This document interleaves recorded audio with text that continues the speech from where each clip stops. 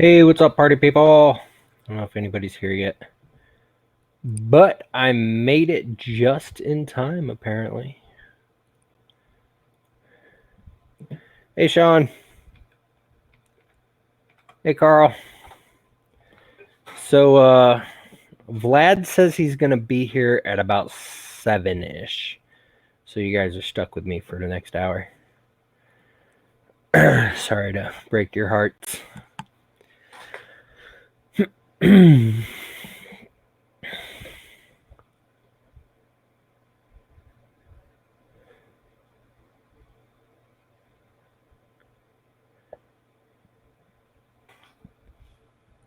Hey, Robert Valine and Robert Marvin. A3D Jimmy. I think she's coming. Hey, Brandon. Yeah, I barely made it. Like, I ran into my house and I went to the bathroom, and then I came in here, and right when they ended, I sat down in my chair. Hey, Mike Cassell. Hey, Dave Avery. So as soon as Vlad pops in, I will add him, but he said probably closer to 7 Eastern. No Cocoa Pebbles. I just got back from meeting with Chris Lane from Venturi 3D, and I have the Next Core in the back of my car to bring it to Earth for him so he wouldn't have to ship it. I did wash my hands. I did. Oh, I gotta tweet things. I gotta tweet. All right.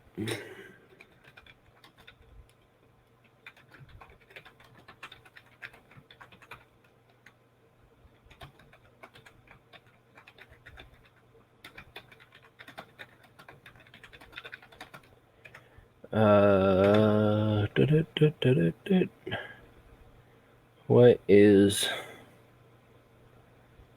3D passions? No, they're vision. No, what are they? They're VI something. Son of a biscuit eater.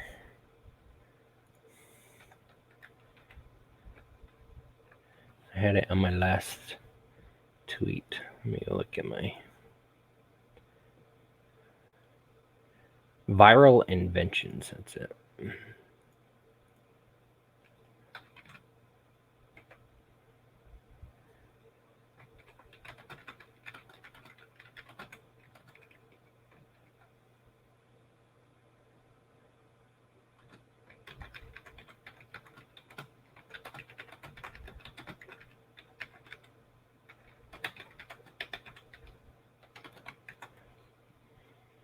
All right, it has been tweeted.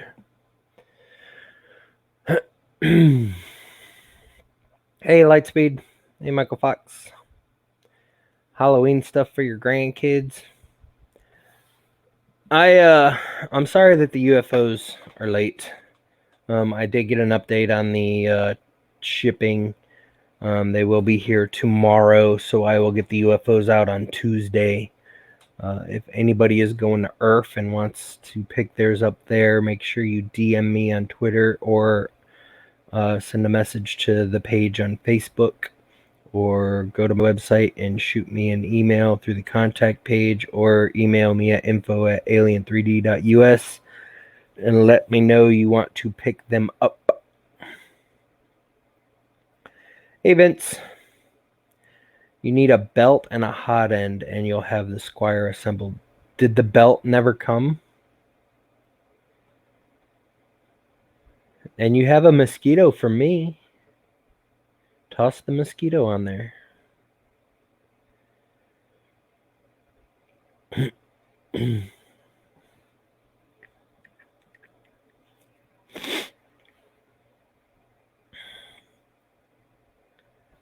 I need to have StreamYard up so I can see when Vlad joins.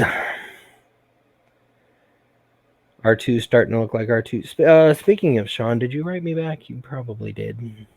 No, you didn't. 3D Fused wants to know if you're going to be at Earth. If so, he's going to bring your Y carriage. And do you still need the Y carriage? E3D is supposed to be sending you a prototype. I hope they get it to you quick.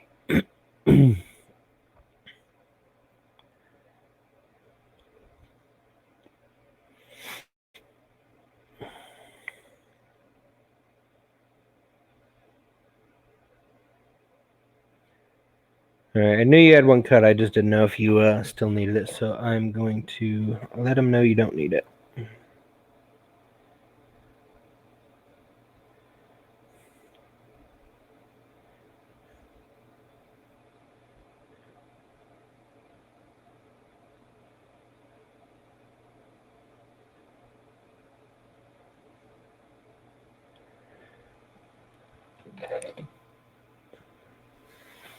Lady Fox isn't happy with Vlad. Why isn't Lady Fox happy with Vlad?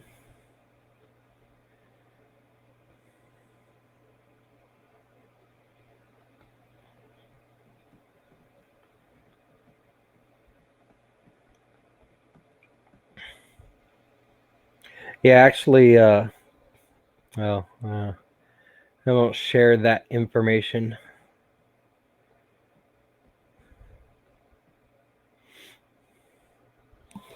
Speaking of, did I get a print? Ooh, I did get a finished print.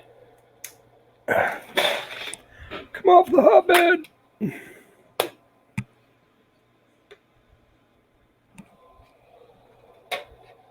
I have 3 of the 4 aliens done for the reveal post.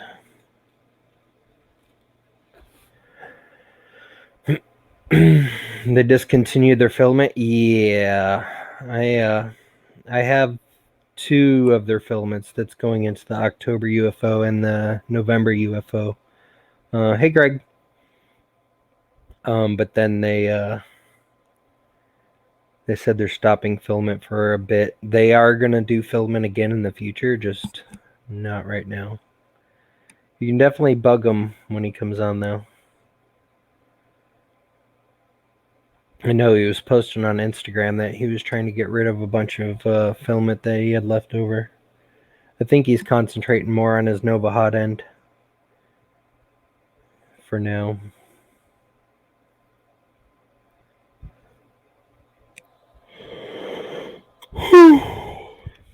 I do like their filament, though. It prints like butter.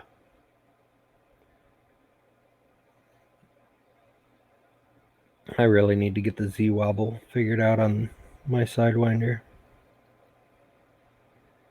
Other than that, it looks nice.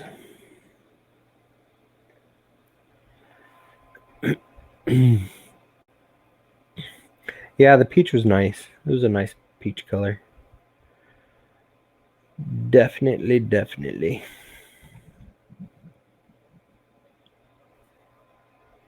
You had to redo the Z. Hey, baby girl, about time you showed up. I've been live for like 9 minutes. It was forever ago. Stream's almost over now. Oh, I gotta mute my phone. Come on, unlock. Who's messaging me anyways? Oh, Sean Butler. R2's looking nice. I'm sure you posted it on Twitter already, but looking good.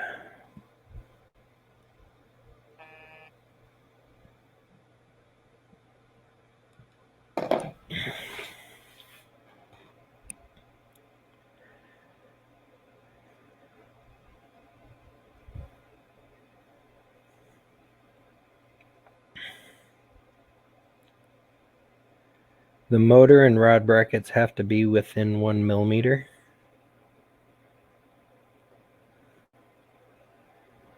I don't know what that means.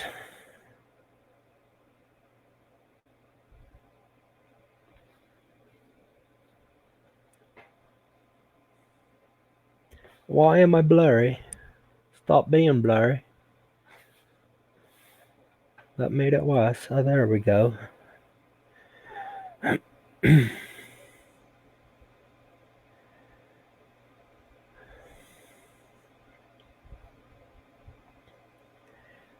So what's everybody up to tonight? Besides watching my ugly mug.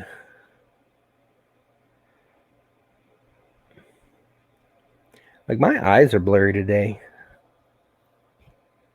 I don't know why. Why are you shaking my head?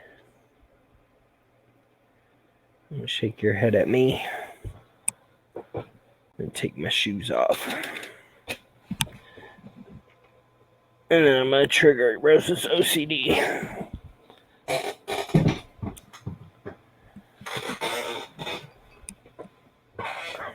Oh, it has nothing to do with COD. I went to bed early and I woke up late.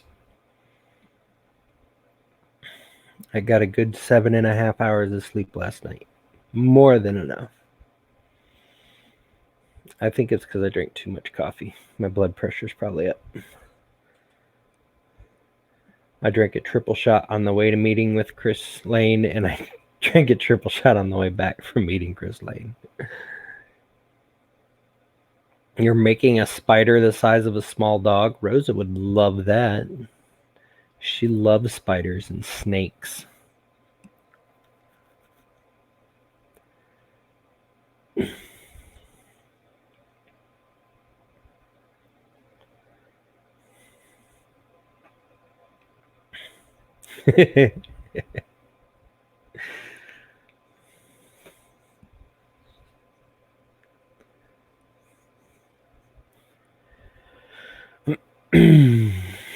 Hopefully Vlad shows up. Let's see. Instagram.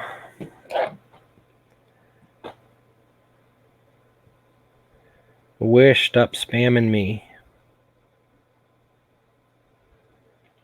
I swear, you buy one thing from Wish and they give you 1,000,000 emails. Okay, actually I bought like 5 things, but still. Hey, there's Vlad. Vlad, did you get the link? I think you got the link. Did you just message me?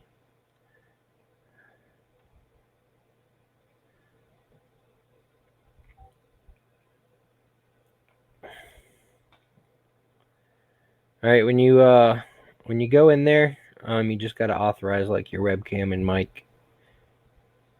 Gonna be here there at 7. Okay, no problem. No problem. We're just hanging out, chit-chatting. Got 1,000,000 things to do tomorrow and Tuesday. Got to pack UFOs tomorrow, mail them out Tuesday. I'll finish packing them when the t-shirts get here. And then I got to pack for Earth.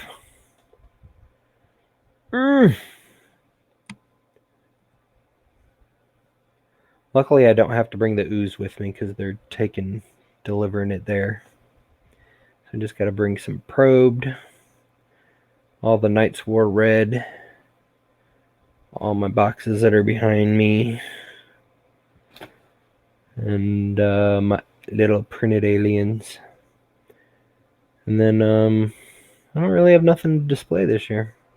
I'll find my banner that I took to Murph. Maybe they'll let me put that up. Oh, and I got a costume to wear while I'm at Earth.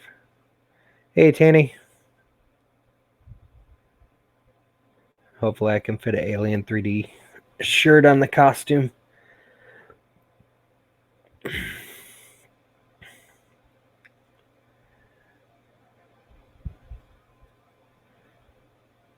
And I gotta remember to take my laptop. I may have to buy a new power cord for it. Because I knocked my laptop off the cable and the metal part and the power cord came apart. Of course, I am a pro at soldering, so I may take it apart and resolder it. We'll see.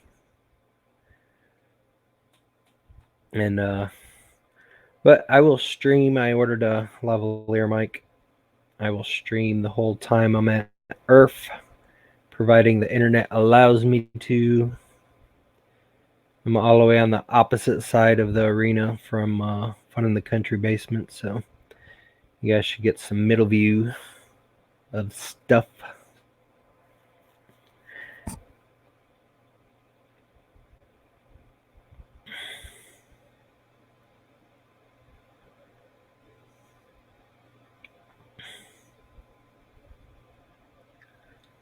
Hey Vlad, if you're still I'll just wait until you join.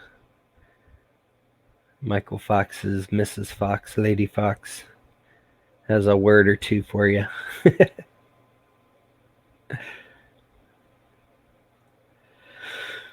I'm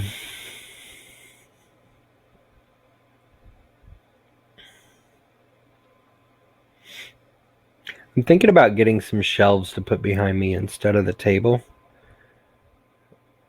Have one with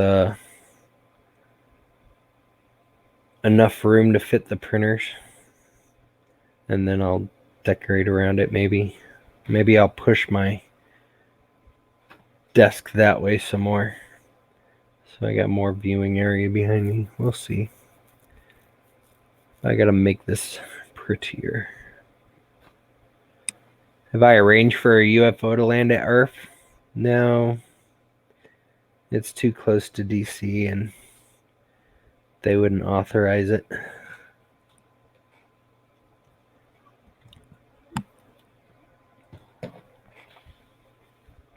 That would be cool though. I contemplated like taking the giant UFO and the giant alien and hiding underneath my table after they close after setup. Hey, Mr. Buttram. And then while everybody's gone, hang the giant UFO from the ceiling. That way they can't yell at me for taking up floor space. But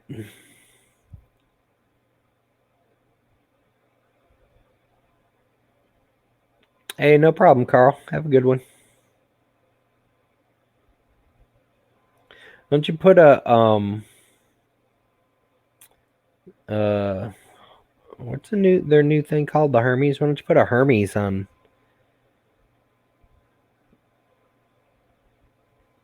the Squire? Yeah, that would have been hilarious, Tanny, but unfortunately I can't.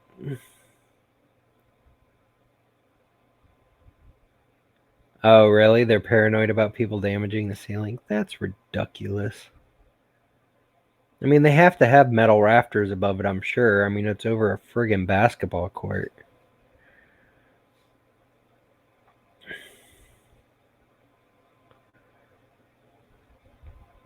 By the way, I'm doing all the driving? What do you mean I'm doing all the driving?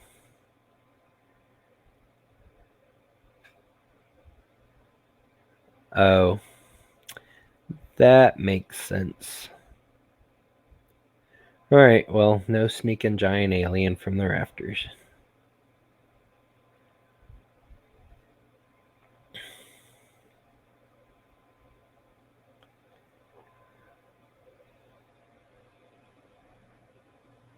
Babe, I'm driving 11 hours to DC, picking up 3D Maker Noob, driving 2 more hours to Maryland.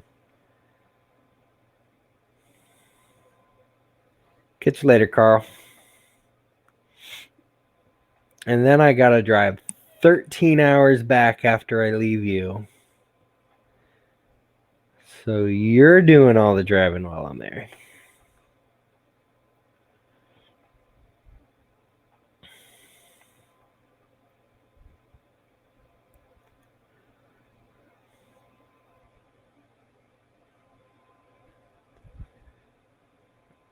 Sean, I thought you had a ride.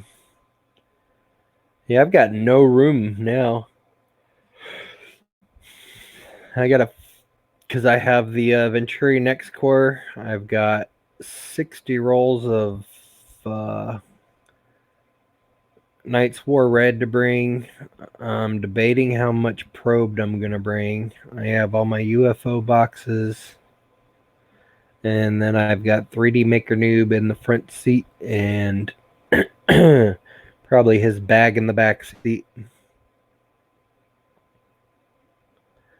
Well, that sucks, Sean.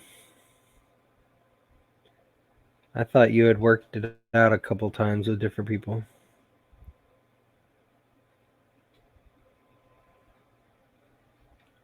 Ouch, that sucks.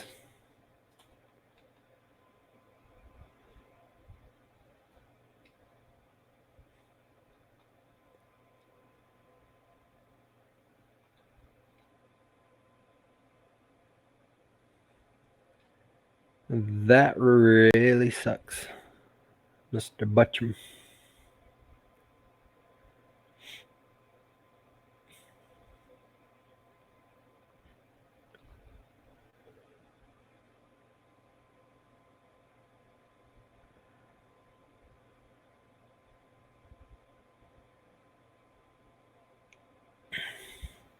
I'll probably bring my Sidewinder just so I can print more coins while I'm there. Because I know I didn't print nearly enough coins.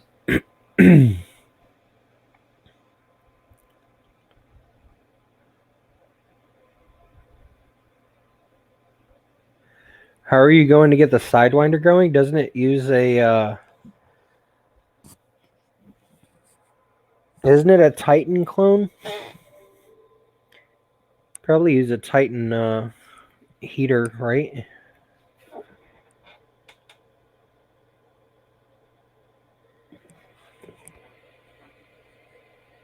I can't believe you broke the heater cartridge. What do you mean you'll leave your license at home? You're such a brat. I'll do all the driving, I don't care.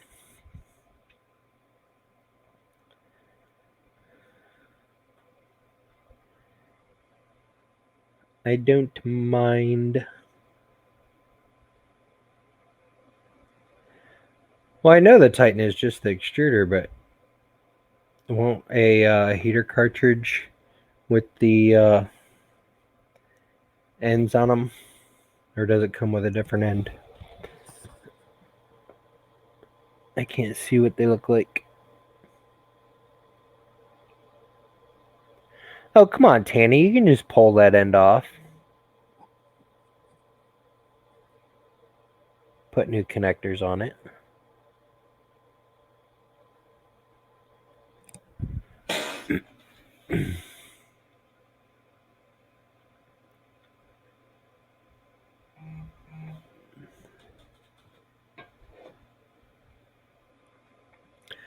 You need an Xbox 360 wireless controller and receiver. I have an Xbox 360. Pretty sure I have the controller. Don't have the receiver.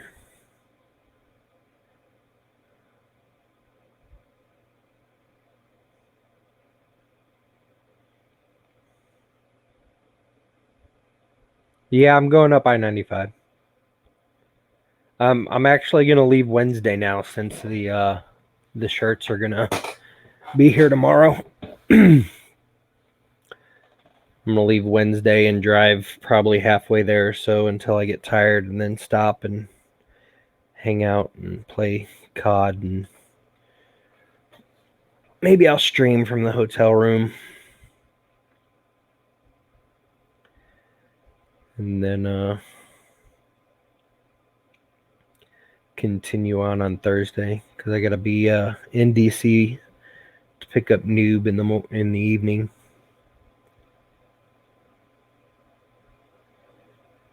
DJI goggles. What the heck are DJI goggles? I'm absolutely excited to meet Rosa. She's not excited to meet me though. I have a text to prove it.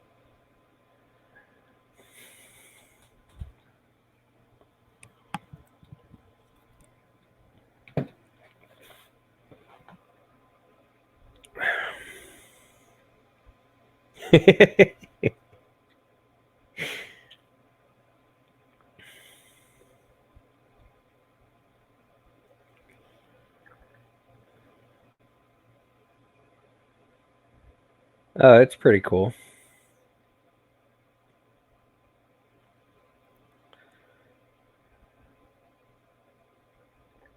Oh, babe, I'm just joking, and everybody knows I'm joking. Get your panties in a wad.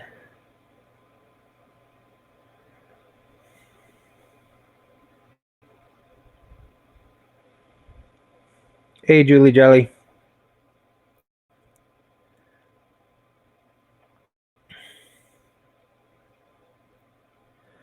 I gotta remember to stop and buy some cherry pies for Rosa too. We can stream from her place.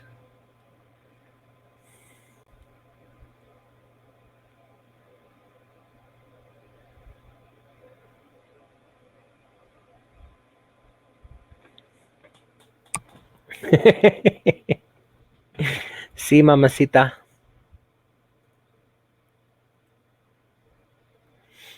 And to switch to live chat. I quite forgotten about that. I ain't scared.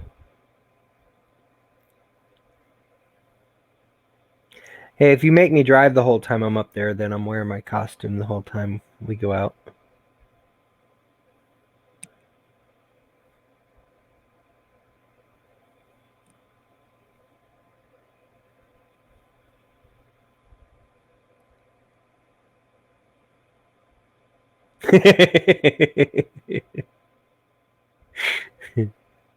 Why not?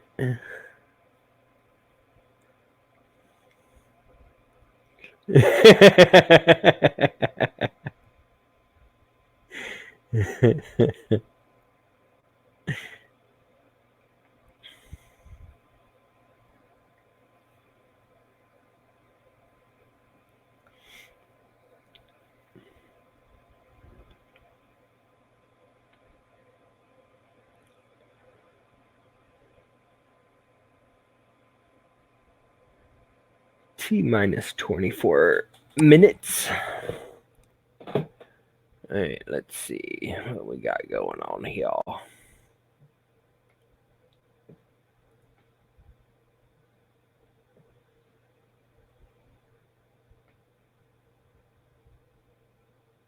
I can't believe I ate so much at friggin' Cracker Barrel.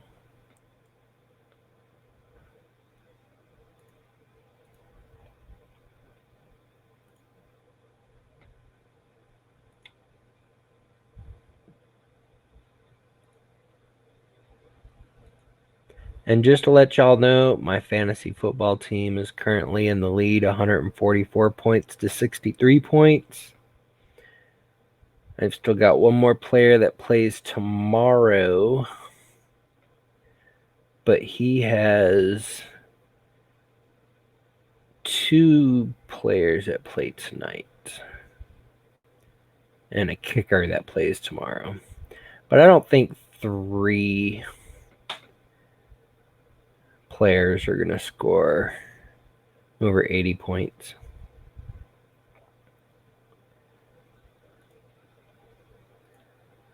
Tell you what, the guy I play next week, though, he has a freaking kick-ass team.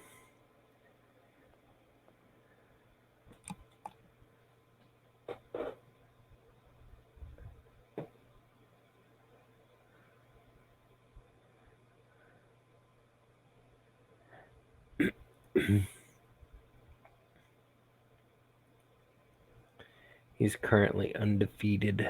Well, I'm undefeated too, but he's got where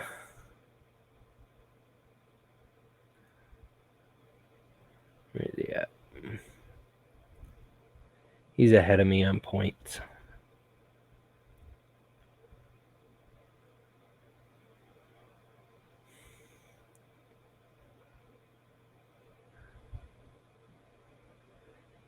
He scored 190 this week. So I'm probably going to lose next week, and he's going to hold the lead, but that's okay. We'll go to the... My bathroom break is at the tree. You're ridiculous.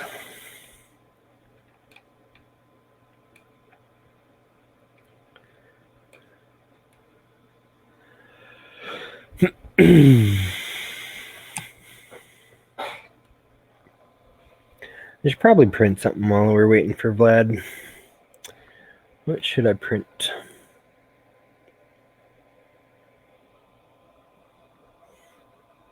Oh, I could get the failed print off of the resin printer again. Let's do that.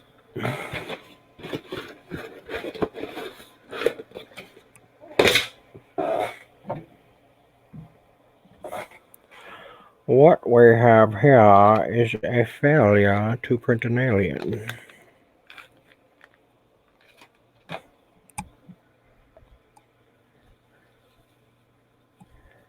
You think you live in the country. I live in the country.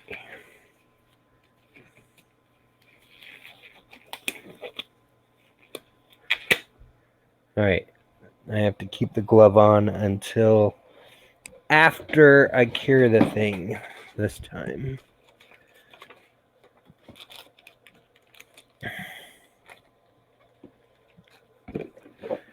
Beep, beep, beep, beep, beep.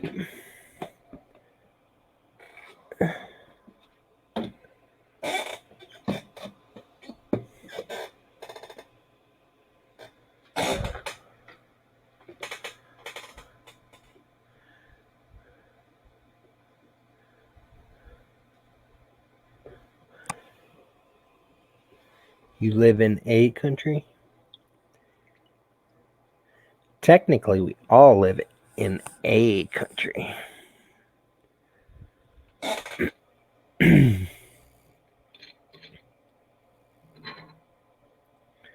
Alright, come here, failed alien. You little failure. Ow, I probably shouldn't be stabbing my non-gloved thumb. Come off! Ow! Alright, I'm putting another glove on before I impale myself.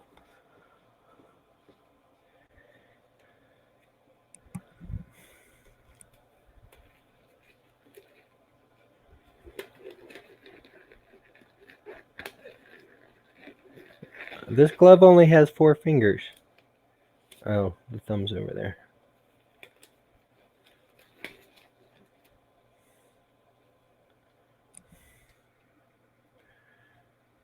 Alright, Jordan, catch you later. Alright, I need a metal thingy. I don't think that's going to work too well.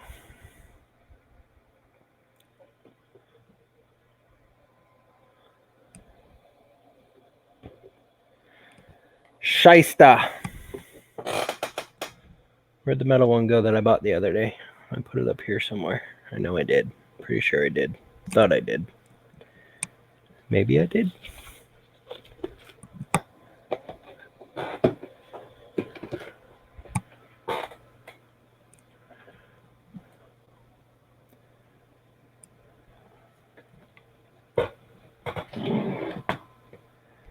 Probably was an alien glove.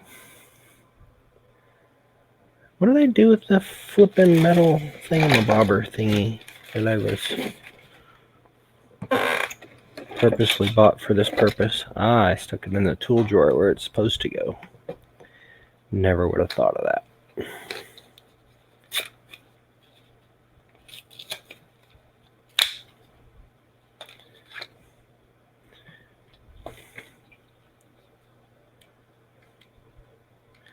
So why do they put the blades in backwards on these scrapers?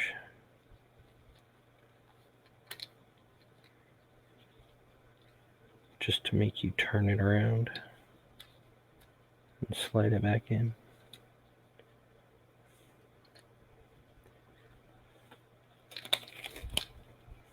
Boom! Metal scraper.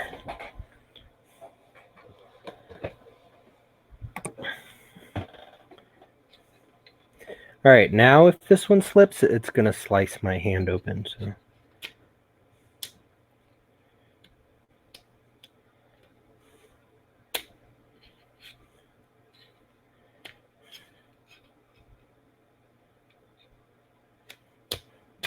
Y'all might see some ooze come out of me. Alright, Robert Melvin. Catch you later.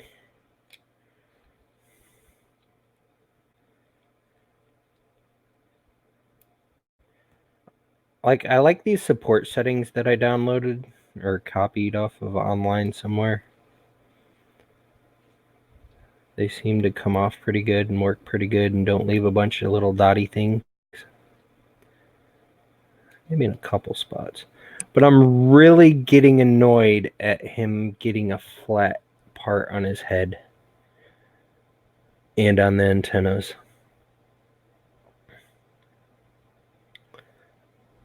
Besides that, he's looking pretty cool.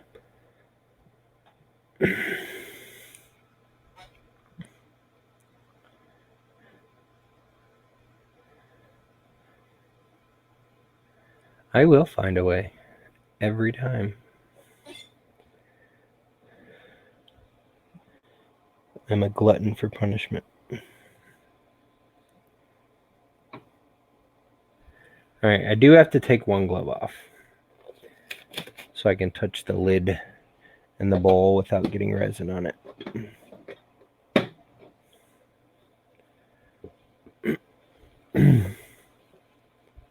And I gotta wipe this off.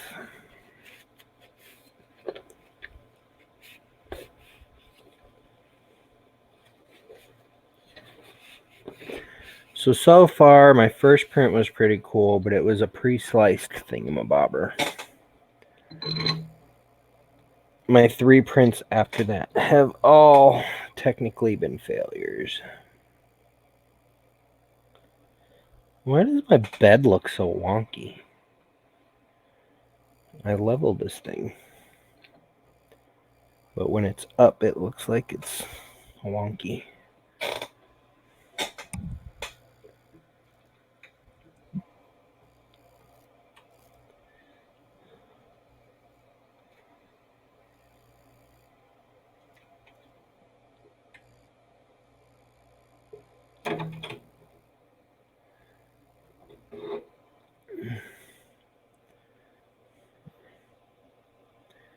Still don't see any particles in the resin. I hope my Phenom prints better than this thing. Not that this thing has bad prints, it's really annoying me that I'm getting so many failures. 3 out of 4 failures. No, it's tightened all the way.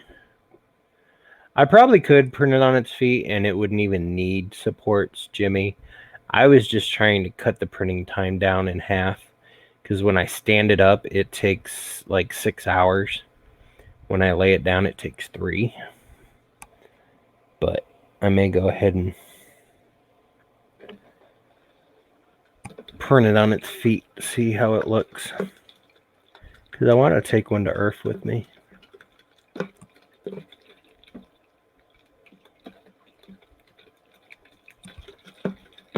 I also need to get an ultra thingamabob or whatever they're called. An ultrasonic cleaner thingy. I hear those work really good. That is true, Jimmy. That is very true.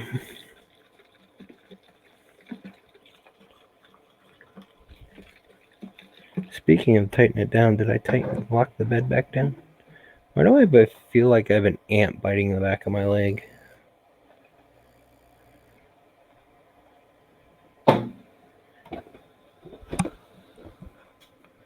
Ow.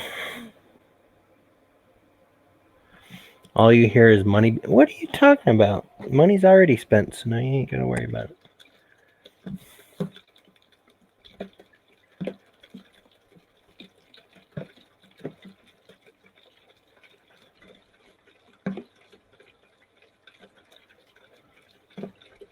You bet what? All I did was buy a printer. That's all.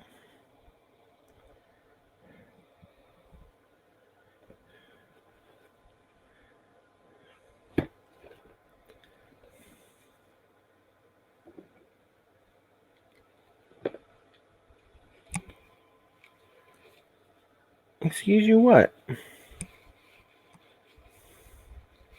You were in here in chat the other day when I said I bought a printer.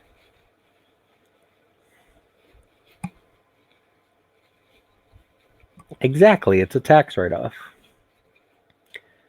Everything I buy is a tax write-off.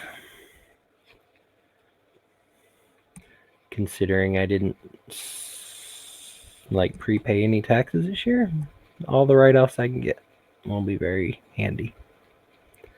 You were so in here when I said something about it, and it still feels like there's an ant biting the back of my freaking leg.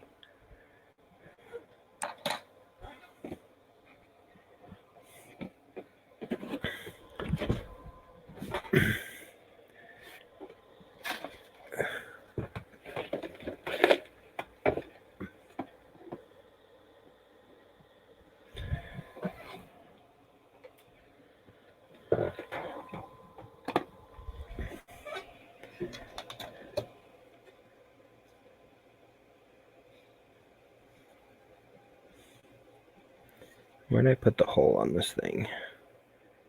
So I can drain the alcohol. I put it on the bottom. I put it on the bottom.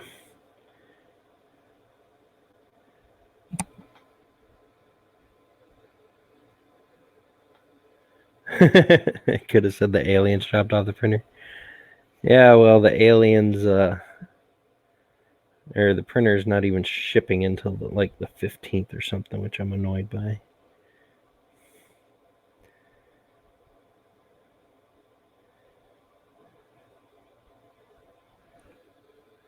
Like, stop taking pre-orders, people. Sell them when you have them. Because I guarantee you I'm going to have 10 printers on hand when I sell the Tesseract. And I'm going to be like, all right, y'all want to buy a printer? Here's the first 10. People buy them. I'll stock more.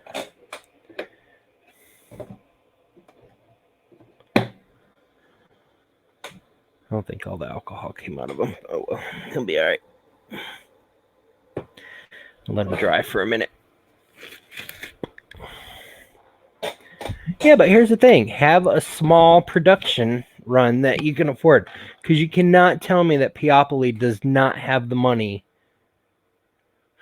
to have printers already built and ready to go.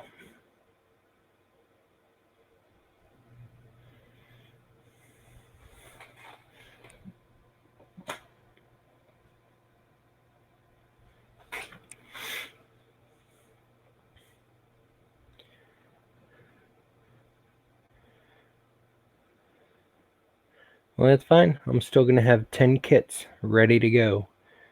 And when I sell, I will say, hey, I got 10. Buy these, I'll restock.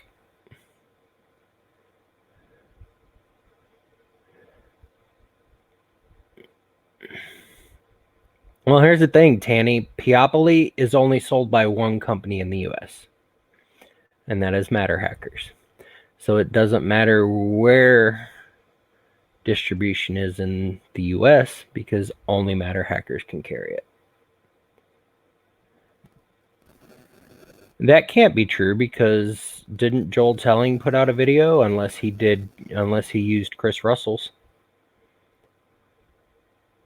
I didn't watch the video, so I don't know.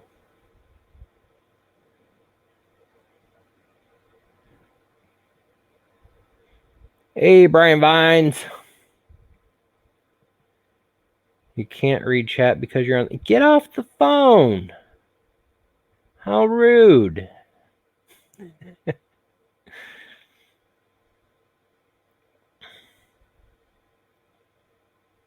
All right, I'll be right back. I seriously feel like I have an ant eating my leg.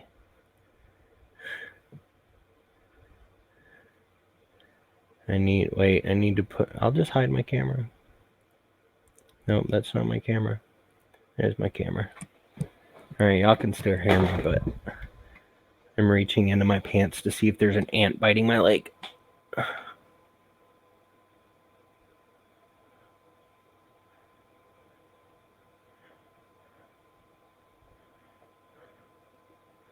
Something is definitely poking my leg. I don't find an ant.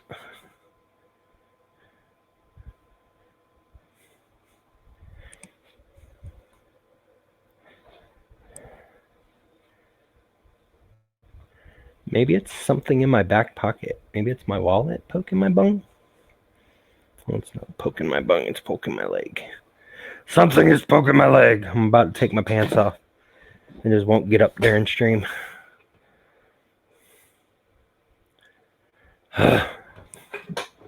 It might be a thread from like the pocket. Because like my pocket is right there. The end of it. May have to go put different pants on. All I know is it's annoying.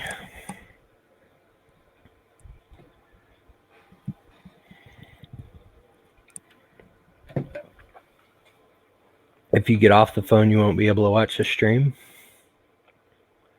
I'm so confuzzled.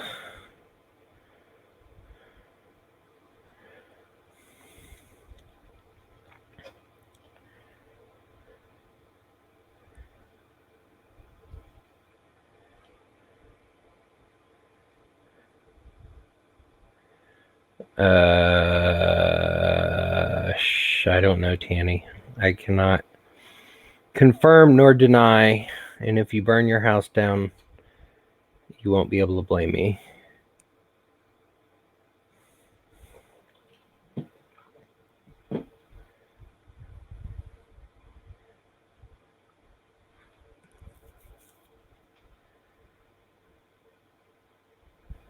Sean didn't get his till last week. But still, I mean, didn't Joel Telling put a video out?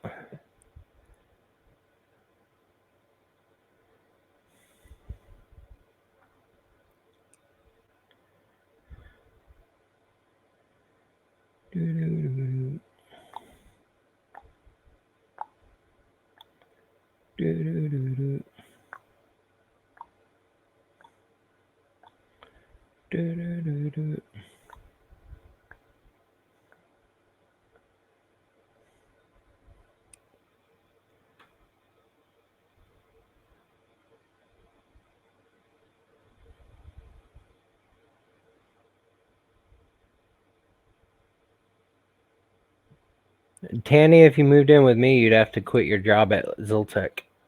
And then you'll have to clean the house and do dishes and laundry. Because I hate doing that stuff.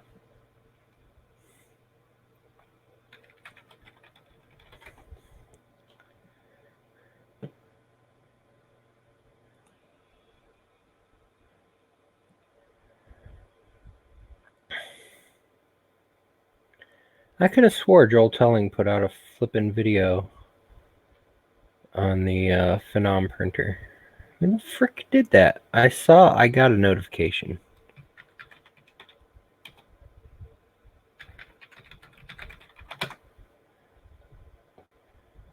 Adam Savage did 5 days ago. CNC Kitchen. Oh, no. All right, so Adam Savage did. And 3D Printing Nerd. Here we go. Preview. That was the Moai, and that was 1 year ago. I must have been dreaming it.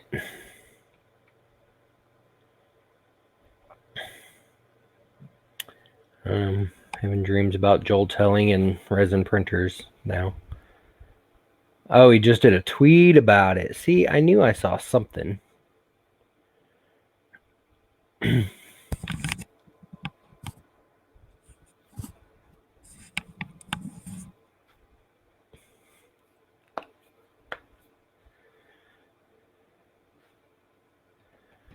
Rosa, don't be getting up his hopes.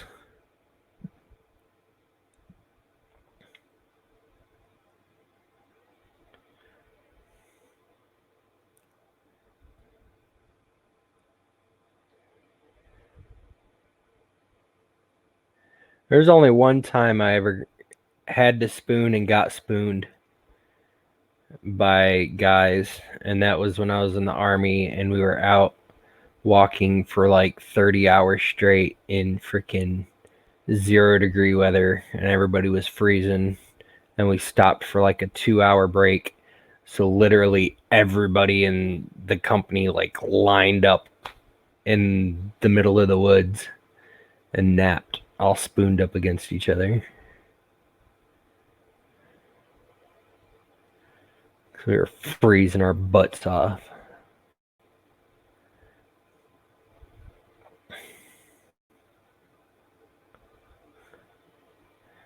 Hey, Chris Culata.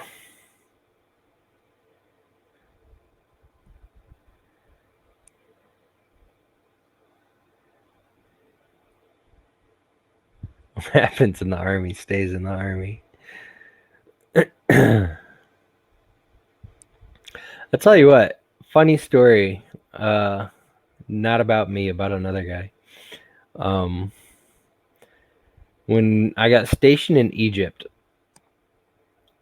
we all went to Israel for a week, and a bunch of us got piercings. I had got my tongue pierced. Another guy had like his belly button. No, I don't think his belly button. I think he got his nipples pierced. A couple other guys got their tongue pierced. Well, this one guy got a Prince Albert. If you don't know what a Prince Albert is, I'm not going to explain. Well, no, it's a piercing through your pee hole. Okay. No, I would never do this. Needles do not go near my family jewels. So, anyways, he got a piercing through his pee hole, and I don't know if it goes out the top or the bottom. I don't know. I didn't see it. But I do know that we got back to Egypt and we got put back out to our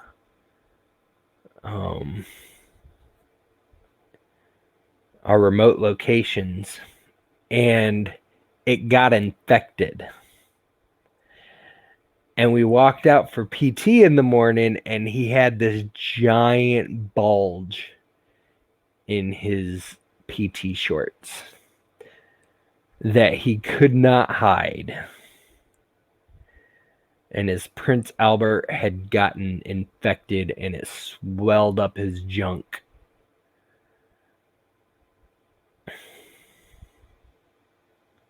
And he got into a lot of trouble because when you're in the army, you're not supposed to get piercings. They may have changed that by now, but back then you weren't allowed to have piercings. When I got my tongue pierced, I had to take a piece of plastic and stick in it in the hole.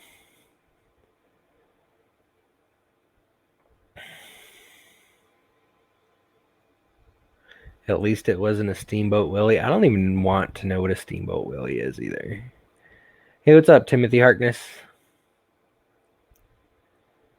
I hope you got your filament by now, and that it is to your liking.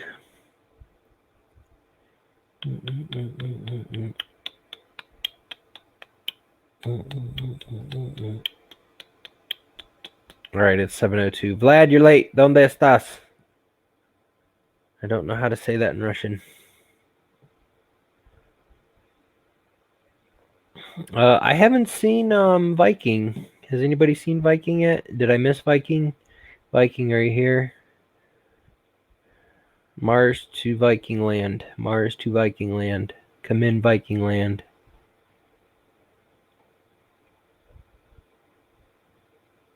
Hey, Chris. I started at right at 6:02, maybe. Like, I literally... He was in Fun in the Country Basement? I don't know. But I literally, Fun in the Country Basement, I was 2 minutes away, and I messaged Fun in the Country Basement for somebody to stall them. And then I pulled in, or I opened my gate, closed my gate, drove in, shut my car off, forgot my tea in the car, ran in the house, went to the bathroom, washed my hands, came in here and sat down. And then, boom, went live. Right when they were ending. So it worked. Let me message Viking maybe. The Viking will pay attention to his tweets. Maybe he out with his girlfriend.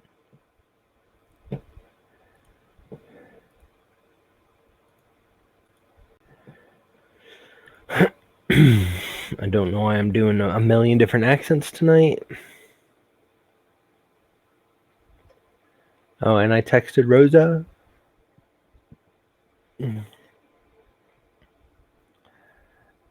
Yeah. Just a quick tip to everybody: when you're going to meet somebody and you tell them to meet you at a certain restaurant, make sure there aren't 3 of the same kind of restaurants at different exits in your city, because Chris Lane went to one and I went to another. And then I had to go to the one he was at.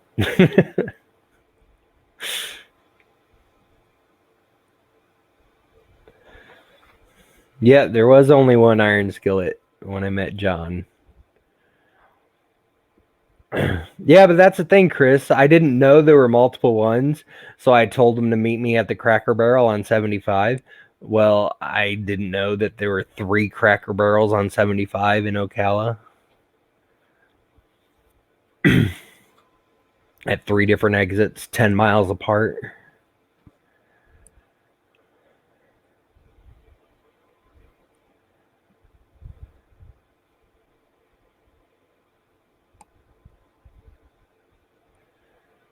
Oh, there's Vlad. Hey, Vlad. Yeah, hey Josh, what's up? What's up? So, I just had my day nap and I just actually woke up, so I'm sorry a bit late. No problem. So, Is he really loud to anybody else? He's kind of loud to me. I just may need to turn my thing down. maybe I should just stop yelling. Yeah. So if you look on the right-hand side, you can see the comments tab, so you can see people chat. Oh, okay, cool. And never used this thing. Yeah, it's pretty easy, and people, it's been getting more popular lately. So. Okay, cool. So everybody, this is Vlad from 3D Passion. Hey guys. I'm gonna go ahead and make you big and let you do an intro. Well, as I thought, I have no idea what you guys are talking about here. So basically, I expect questions. Just tell us about your business, 3D Passion, and what do you do? Well, basically, I just love doing CAD, and I actually got into 3D printing by accident because I was building my drone actually, and the design was giving me a lot of problems. So I just decided, why don't I just fix it myself? You know, then I installed. I don't even remember, it was some free software I installed, and then that's how I got into it. And then I ended up redesigning the whole thing entirely, which is what gave me the most experience, I guess. And Nova Hotend that I produce right now, it was my actually first serious project that I would sell after that. And that's basically it. I mean, pretty simple. I don't have any miracles happening there. So yeah, I just got into it. I love doing CAD, and I plan to continue doing definitely doing like research and development. 3D hobby, obviously, if you like 3D modeling, you gotta buy a 3D printer. So that's how I got my first printer is still behind me. That's the machine I'm testing on. It's a FlashForge. It's like a Frankenstein because it's not exactly a FlashForge anymore because it has a lot of modifications on it, but it's still a FlashForge frame with bed on springs and stuff. Right now I'm working on Delta build, which is not happening anytime soon probably because it's complicated. So, I will say your Delta, the pictures you showed me, it looks flipping cool as heck. I actually worked on it a little bit this night, and I actually managed to increase the bed area without actually increasing the frame. Right. And right now, if you get like a 300 millimeter circle bed, then you actually only have effective square. And let's imagine you're printing a cube. You cannot use the whole circle on a printer.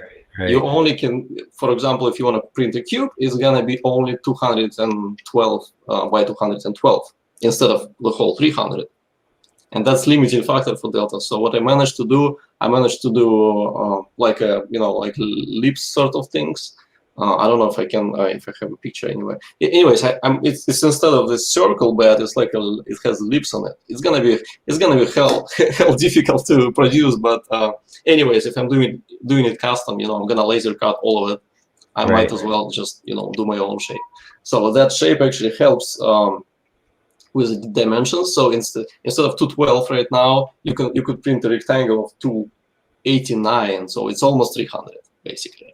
If you print in a circle, it's 300. If you print in a rectangle, I mean, so the square is still gonna be tricky, but not every part is square, but a lot of parts are rectangle. So what I figured out, so you can still print 212 on one side of rectangle, but the second side you can actually, it's actually improved. So second side you can print at 295, almost 300. So you're almost not losing one dimension, which is really nice. So yeah, bed is kind of bulky, so I still have to work on it. And then I changed it to the circular design that I showed you was triangular. I changed it to circular, and then I changed it back to triangular right now. And I'm kind of trying to work with two different variations simultaneously right now. So now I'm combining them together, because if you do circular, then you sacrifice rigidness of the frame, because triangular gives you an option to use sheet metal like this. It's gonna be very rigid because it's triangular. If you go with circle, then you're gonna be left with like sort of this shape, and it's gonna wobble unless you do some sort of flips over here. And in this case, maybe it's gonna help, but it's gonna look ugly. It does look ugly. I checked. So yeah, that's what I'm working on right now. Obviously, I can show you guys my hot end. It's right here because my hot ends are everywhere around me. So yeah, definitely show that off. That's the hot end. Over here, well, that's not a hot end, that's a box. That's the box. I'm sorry, that's a box, yeah, made by Vlad. You do have some good packing material, though.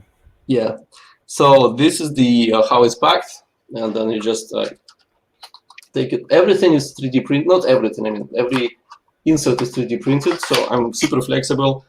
I updated inserts actually twice already. So this is the, my camera is kind of, quality is super bad. I don't know why it's so bad. Give me a second. I think it's because you have a lot of bright light behind you and none in front of you. Oh, I think we just lost him.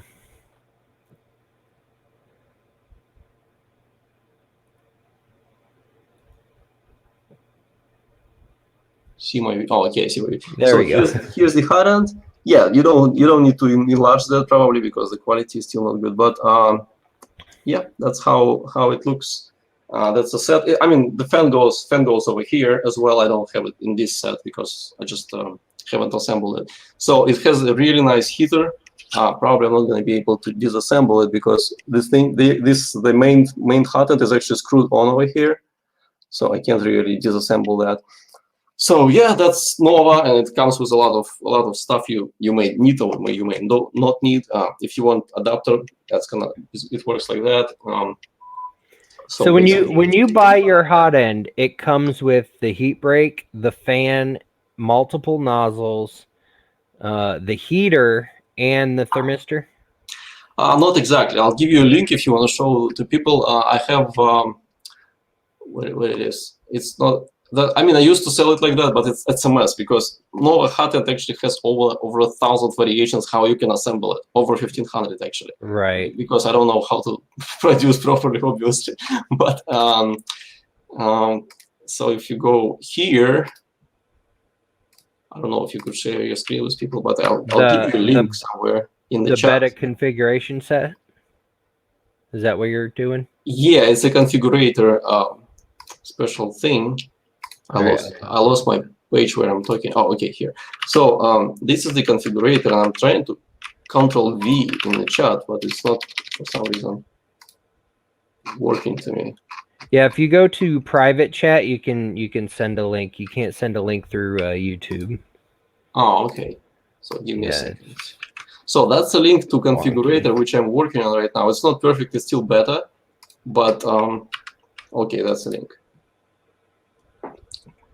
So if you have a way to share your screen somehow on yours, that configurator is actually giving you options. Right now, I'm actually working on suggestions for each printer. For example, you have like Reality printer, a CR10, let's say, and you're coming in, you don't know what your board is, you don't know your voltage, and trust me, there is a lot of people who actually don't.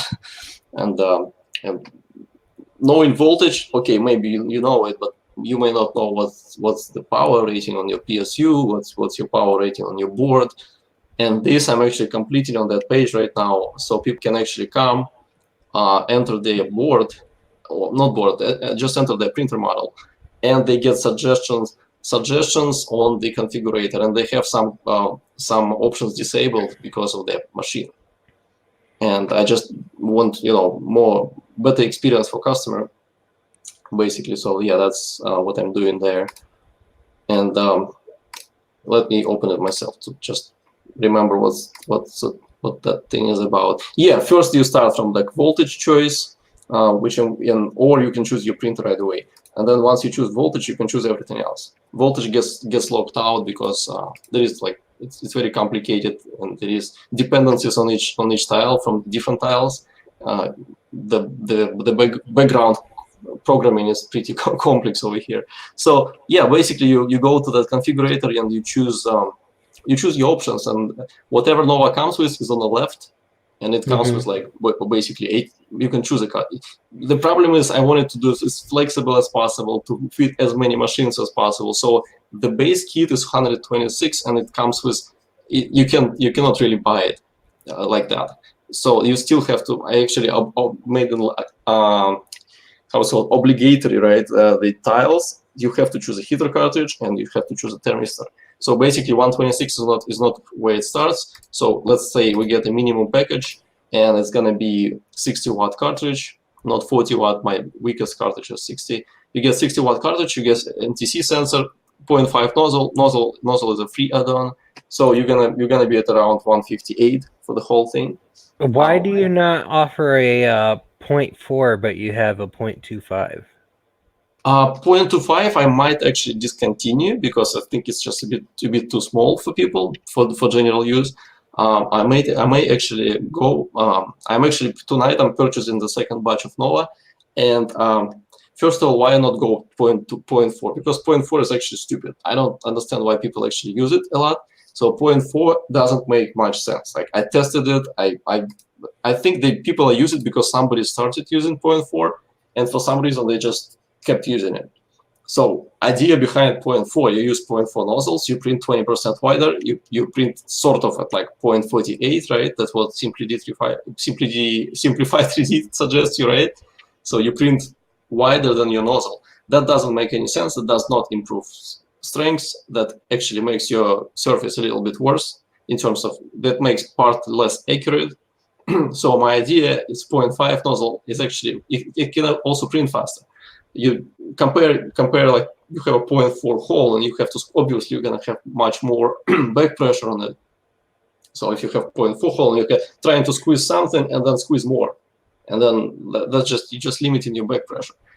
Just a couple of days ago, I showed a video to people where I was printing TPU at 240 millimeters a second. I mean, good luck with doing it on any other hot end. You just can't. Like, Right. E3D is doing this Hermes promotion right now, and they've been showing off like they're printing like 100 millimeters a second, whooping speeds, blah blah blah. But I'm doing 240. It's like 240 millimeters a second versus 100. It's like you driving on a road. One car drives 40 miles an hour and another 100 miles an hour. That's the difference.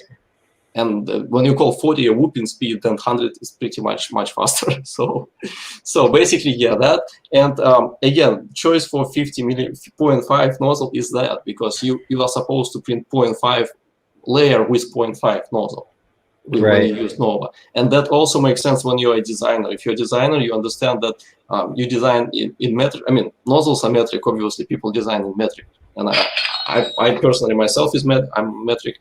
And we don't have imperial nozzles anyway. So if you buy nozzle, it has to be scalable with 1 millimeter.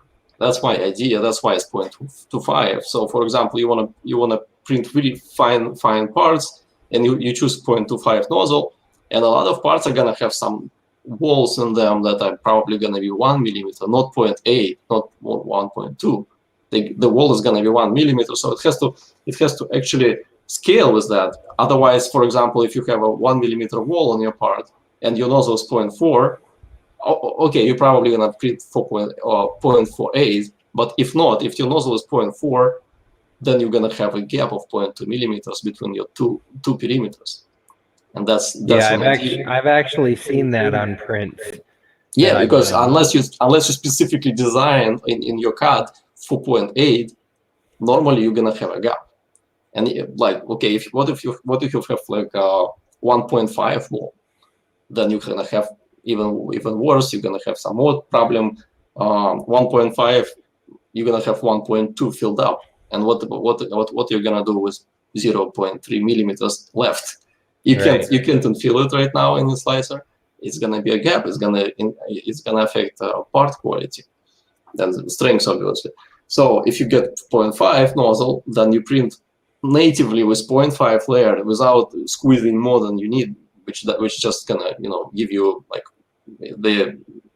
the surface quality is gonna be not as good, and it's not giving benefits. It's increasing your back pressure in the nozzle. Like, what's the point? So that's the idea behind 0.5. One nozzle. My next nozzle is gonna be new nozzle is gonna be 0.33. 0.33 is also scalable. So 0.25 I may leave it because I have stock, but the new nozzles are going to be 0.33, 0.5, and 1 millimeter. That's what I'm gonna have. Three types of nozzles.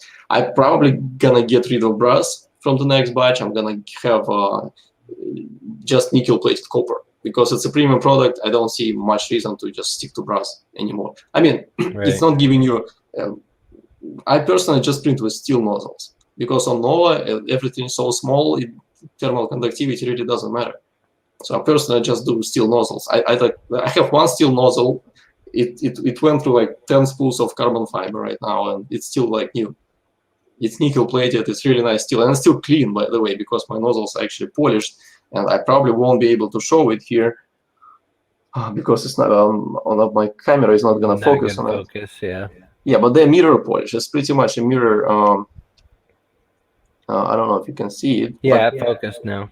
It's a mirror polished nozzle, and this is how you make it non-stick. So that's why it's actually clean all the time. And same applies to the pit block. People say how you keep it clean. Where is your sock? And I said, I'm from Florida. I don't wear socks. So yeah, see how the actual block is mirrored. It's obviously it's beautiful, but the point is not just that. Point is actually otherwise I could have just nickeled it because it's actually nickeled and then chromed on top of nickel. I first nickel plated it, then I chromed it. So that's cool. So basically the idea is actually it's really easy to clean. Like, let's say you mess up one time. I messed up pretty bad, and like the whole thing was in PLA, like entirely like huge blob until a heatsink. And I'm just pulling it. There is still a lot of plastic left, obviously, and I'm just grabbing paper towel and cleaning it, and it's clean, like really like brand new clean. Nice. And that's what I wanted. And the idea why I actually started Nova, because I'm super OCD. I'm like picky person, like you don't want to have customer like me, And so basically, I was building my first Core XY machine at that point, and I bought V6. Which was like a pretty much industry standard to that point, right? It still is, and I just didn't like it. I didn't like it. There was a lot of loose tolerances, aluminum. Like, why wouldn't you use copper? Okay, you can use a copper. For example, let's speak about E3D. You buy V6. V6 is 8. Some people say like, okay, your Nova is like 160, right, with the minimum package. But let's speak about it. You buy E3D, V6. Not even V6. It's not V6. V6 is not the same, even not even close. Let's say Vulcano, right? You buy E3D Vulcano. First of all, if you get Vulcano, if you guys give me a second, I'm just gonna show you the size comparison. That's the first thing I want to show. Give me a second. I have a spare clone somewhere. I think what he's saying makes a lot of sense. So yeah, first of all, the size. I actually got one more patent here. So first of all, the size. This is the kind of size difference you're getting. Wow. Like, let's me start it from the same, right. something like that. So basically, it's like half the size. That's number one. Number two, you get the heat. It's $80 for the Volcano, I believe, or something like that. So you get a heater. This is pretty basic. I mean, it's like if I wanted to do like Nova Super Light, version, Right. that would be it. Because you get aluminum here, you get stainless steel, and even if you want a good one, you kind of still have to buy this and kind of waste all these parts because they don't just sell high performance Volcano. You're gonna have to buy this, and then you're gonna have to buy titanium heat brake, let's say, which is $50 from E3D. I don't know why it's so expensive, but it's $50 for heat brake, and you're already at 120 just changing the heat brake. If you go with original, but we're speaking about like original stuff, right? So it's 50. Right. It's 120 with just this with titanium heat brake, which everybody should have, in my opinion. It's already 120. So, and then if you go further, you're gonna need a copper heat block. Copper heat block is, I believe, it's like almost like 30 something, close to $40. So you are at $160 already, without the performance that Nova gives you, without the flexibility, without anything pretty much. Like over here, you can see, you can actually unscrew Nova from the BMG extruder. There is a lot of things to cover. You can actually unscrew it like that from BMG extruder, and this thing stays inside, which makes it really easy. BMG extruder is kind of pain to disassemble if you ever had it, because everything falls out. So I've had to disassemble mine about 1 million times over the last 7 months. Yeah, so everything falls out from it, it. So basically with Nova, you can just unscrew this thing, and it just this stays inside. So your BMG gets like pretty. You can swap hot ends if you need, or something like that. Nova has cores to swap, by the way. I actually designed this to be swappable. So over here, everything actually comes with a second part. So let me. Hang on, I'm gonna make you big again. So this is the how my heaters come. So I actually provide the second side of the female connector as well. You will need to solder it, obviously, but it's actually provided, and people were surprised that I provided, and everybody was asking you, what do we buy for the second part of connector? I said, guys, if I'm doing something, I'm doing it right. Like, why would they want you to pay $160 and then have to buy something else? So this thing, it's a sensor. It comes with GST or GCT, something like that. It comes with this connector over here, and also comes with both sides, as you see.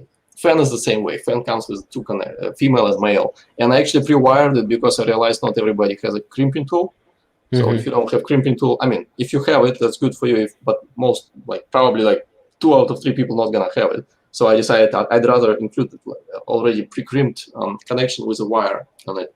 Fan is the same way. I'm giving you 20-year worth of thermal paste, maybe 30 years, because you don't need that much. Nozzle tool, also an add-on, is really nice. It's actually fits the screwdriver. Looks like that. Nice. It's made of aluminum for now because I don't know why I made it of aluminum, but it happened already. So. It looks nice. It's not magnetic. That's what's actually bothering me. When you insert in a screwdriver, it's not really magnetic. So, but it did the trick, and it was much cheaper to machine using some soft metal compared to what I would need to do with the steel. It would have been 3 times as much cost just to machine that. So yeah, this is that, and then basically adapters. You have it like that. This is one adapter I have. I have 2 different adapters. I have one adapter specifically for Prusa printers. I actually made a dedicated adapter because it actually needs to be longer. And as you see, one adapter is a little bit longer. Well, it's actually much longer. I don't recommend using adapters at all because the hot end is supposed to be short. But for people who already have existing machines, it is a solution. So this is M12 for example, for Duet Smart Effector. You're gonna need this one. So I didn't. Now, Chris Gulata said that, I don't know why it's not showing. Oh, there it is. He says it's surprised it's a solder connection. Not many people will like that. However, I believe you were saying that you're just providing the adapter for both sides. But then the other side will have to be soldered because every printer is different. That's just for the so heater. it has Everything a else different you don't need connector. to solder. But to be honest, if you're messing with your printer, you better know how to solder, in my opinion. Especially if you're replacing hot ends and stuff, because that's electronics. That's electronics hobby, and I think everybody who does it, like 90%, in my opinion, will know how to solder, will have a soldering iron, because we are in this niche pretty much. I mean, that's do-it-yourself electronics, right? Yeah, You're building printers. I'm still learning. I'm a pro solderer. Well, you don't even need. It's really basic soldering. That's not like a PCB you're soldering. Circuit board. It's just really super basic. And in my opinion, when you buy this, you still have to solder this side. Yeah, I the mean, you could cold solder it, but I don't think it's a good idea. You still have to do some wire connection, and it in 99% of situation with any hot end it requires soldering. Unless you want some like loose connections like that, and you want to just Right. wrap one wire around another wire, then yeah, I don't know. So yeah, that's you do need soldering. Okay, I can put warning for people. Like it does require very, very basic, easy soldering. Like most of the work I do myself, and obviously quality control, everything is checked manually. And the only one soldering is for here, and I only had one guy contact me about that soldering actually, and he actually asked me what is a better way to solder it, and that's it. That was one guy out of 300 hot and sold, I think. So Now, that's if you have the male and the female connector, anyways, and you just put connectors onto like a 1 meter wire, you wouldn't have to solder anything, right? Well, first of all, let's say like this heater comes like that. If somebody 1%, like 1 person out of 100, let's say, doesn't want to solder it, like okay, just cut the wire and do it the normal way, Right. Because every other heater just gonna come with a naked wire on the end. Okay, you just cut the wire, then I give you 2 options instead of 1. Still better, right? Yeah, I've actually seen like 4 different connectors on the heaters that I've gotten for my printer. So yeah, some have been bare, some have there is no standard. Some have been bare, some have been Molex, some have been whatever the other kind is, the smaller ones.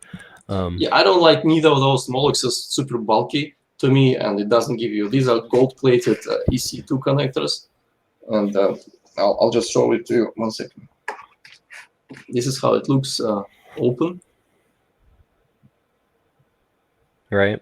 So this is drone type of connectors, and drones require a lot of current, and they're very reliable. These work with batteries that draw a lot of current. So this in my opinion is the best connector you can do for the heater cartridge, and it's gold plated, so you don't have problem with like extra resistance, have to everything like something like that. So yeah, basically that's the idea. So nozzles again are M4. They're much skinnier. Let me see if I have any. My table has everything normally on it in the same time. Yeah, I have a nozzle here. So as you see here, I don't know, you guys see it. So this is the V6 nozzle. One of them is V6. This is my M4 nozzles. They're much thinner. E3D is now going towards M4. I've produced it already, and they're actually doing heat break. They actually updated the heat break later with M4, and hopefully they maybe update the design as well later entirely. Maybe not. Now, Anyway. Do you have a background in engineering or design stuff like this, or? No, I just like it. In my opinion, in 2019, you really don't need any kind of. We have a beautiful tool of internet, and everything is there. Like whatever question you have, you can just study it in like 5 minutes on internet. You can find it in about 30 seconds, maybe 15 seconds, and it's just beautiful. I majored in computer security, so it's not exactly engineering. Hey, what's up, Glenn? Stealing my line. Yeah. What part of California are you from? I'm in South California. It's between San Diego and LA. It's a Temecula, like a little town over here. So I actually just opened the chat and realized we have a chat here. Yeah. I wasn't reading that because I was on a private tab, actually. Yeah. Hey, Jimmy. Yeah, Josh can solder. He just said he can solder, so I don't know who's Oh telling no, the truth. I was being sarcastic. I suck at soldering. Yeah, but even if you like suck at soldering, that's fine. You can do it. That's my point. You don't really need any like big skill. You just need a hot piece of metal and touch it with touch it with a solder. That's it. The hole is pretty big. There's no skill required. It's like a minimum. It's 101, like minimal soldering. If you just know that you have to hold it in one hand and put it on the solder, that's it. That's all you need. You don't really need to know any kind of. I don't have any circuit boards that require soldering. With I have one. I have an amplifier for RTD. But again, if you buy RTD amplifier with PT100 sensor on it, you better know how to solder that, because it's required a lot more than just soldering. Right. Like that amplifier, you have to connect to the board, and most of the time it's like a huge pain in the butt to just do that. And I don't even use PT100 on Duet, because I just use PT1000. It's much easier. It connects just straight to the board. But if a lot of people choose for accuracy to go with PT100, it's a choice. I always give NTC choice, which is easy choice, then PT1000 just for duets, and PT100 it's a hardcore sort of choice. And even if you go to my configurator, you will see that there is a godlike bundle. That's why it's called godlike. You better know your shit, Right. So and then there is a beginner. Beginner does not require anything. There is no amplifier boards. There is no nothing. It just pretty much works out of the box. You can swap it with your NTC sensor. So yeah, that's about that. So yeah, if you guys have any questions, I think I told you almost everything. So I'm not. Yeah, Michael Fox just commented. His wife wants to know why you stopped selling filament. Me? Yes. Yeah, there is plenty of reasons why I stopped selling filament. First of all, I should not even start. I should not have started selling filament because of the profit. I live in California. Lots of expenses are pushing me down every time. I have to keep running, and the filament is just not the thing that gives profit. I mean, if you don't care about profit, just for fun, you can sell filament. But in my opinion, the niche is being overtaken by Chinese really heavily right now. Amazon is going to invest lots of like billions of dollars. They already did, actually. That's why my LED business totally just wiped out from Amazon right now. I was making really good money on LED business before 3D, and it was wiped out because Amazon actually they started freaking out that AliExpress is taking a lot of their business without taxation, and they invested a huge amount of money. They sent a lot of people to China to educate Chinese how to sell on Amazon. So right now, in 3 years, we're having about 6 to 7 times more Chinese sellers on Amazon that don't even live here, like totally remote Chinese sellers, like on AliExpress.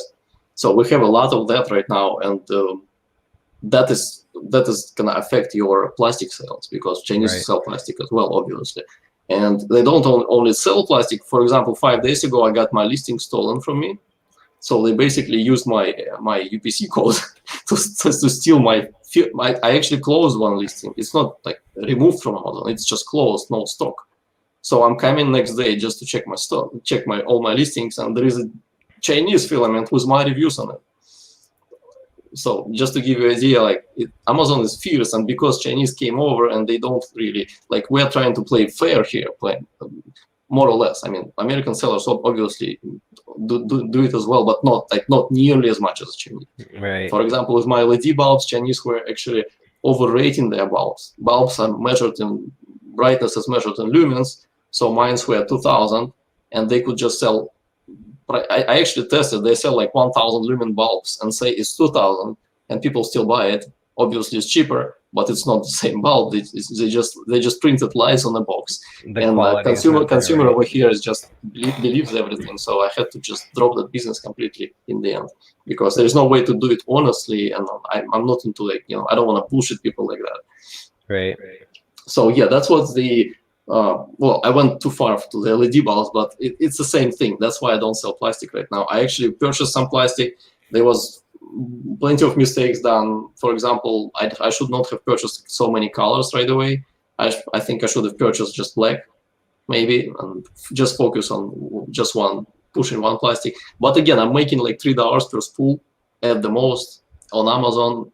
It's a big item. You have to ship it, and it's much better to ship like this item for $160 value than shipping a kilo that costs like that you can buy on Amazon for $15 right now with free shipping. Like I don't know how people who sell plastic in USA, who make plastic, producers, how they even survive. They probably just work with government institutions like universities. Well, I don't think so. Like, for example, Protopasta, their filament they sell by 500-gram rolls for the most part, and they're like $38, something like that. But that's branding, because Protopasta, I actually tried their filament, and what the advantage that Protopasta has, they have like fancy stuff because they develop it.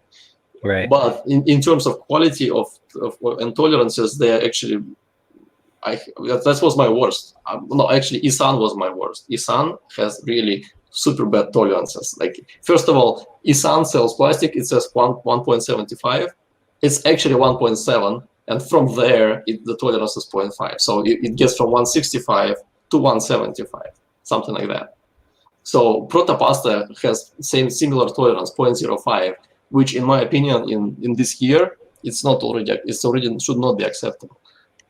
So I actually had my so that's why I really don't see value in Protopasta, because it's so expensive, and unless you're gonna buy some really specialty plastic, which is already coming out as well just on Amazon, on the general market. So again, I don't see a lot of value on it because of the price mainly. So in my opinion, they also say that they have the best plastic on planet on their website, which is why I don't buy from them, because it's not true. So, and I don't know, just very bold statement on the website for having best plastic. I have Chinese vendor who sent me his samples, and I'll show you guys something. If you speaking of plastic, one second. I have two offices. One is in my second room. A little bit of a controversial stream tonight.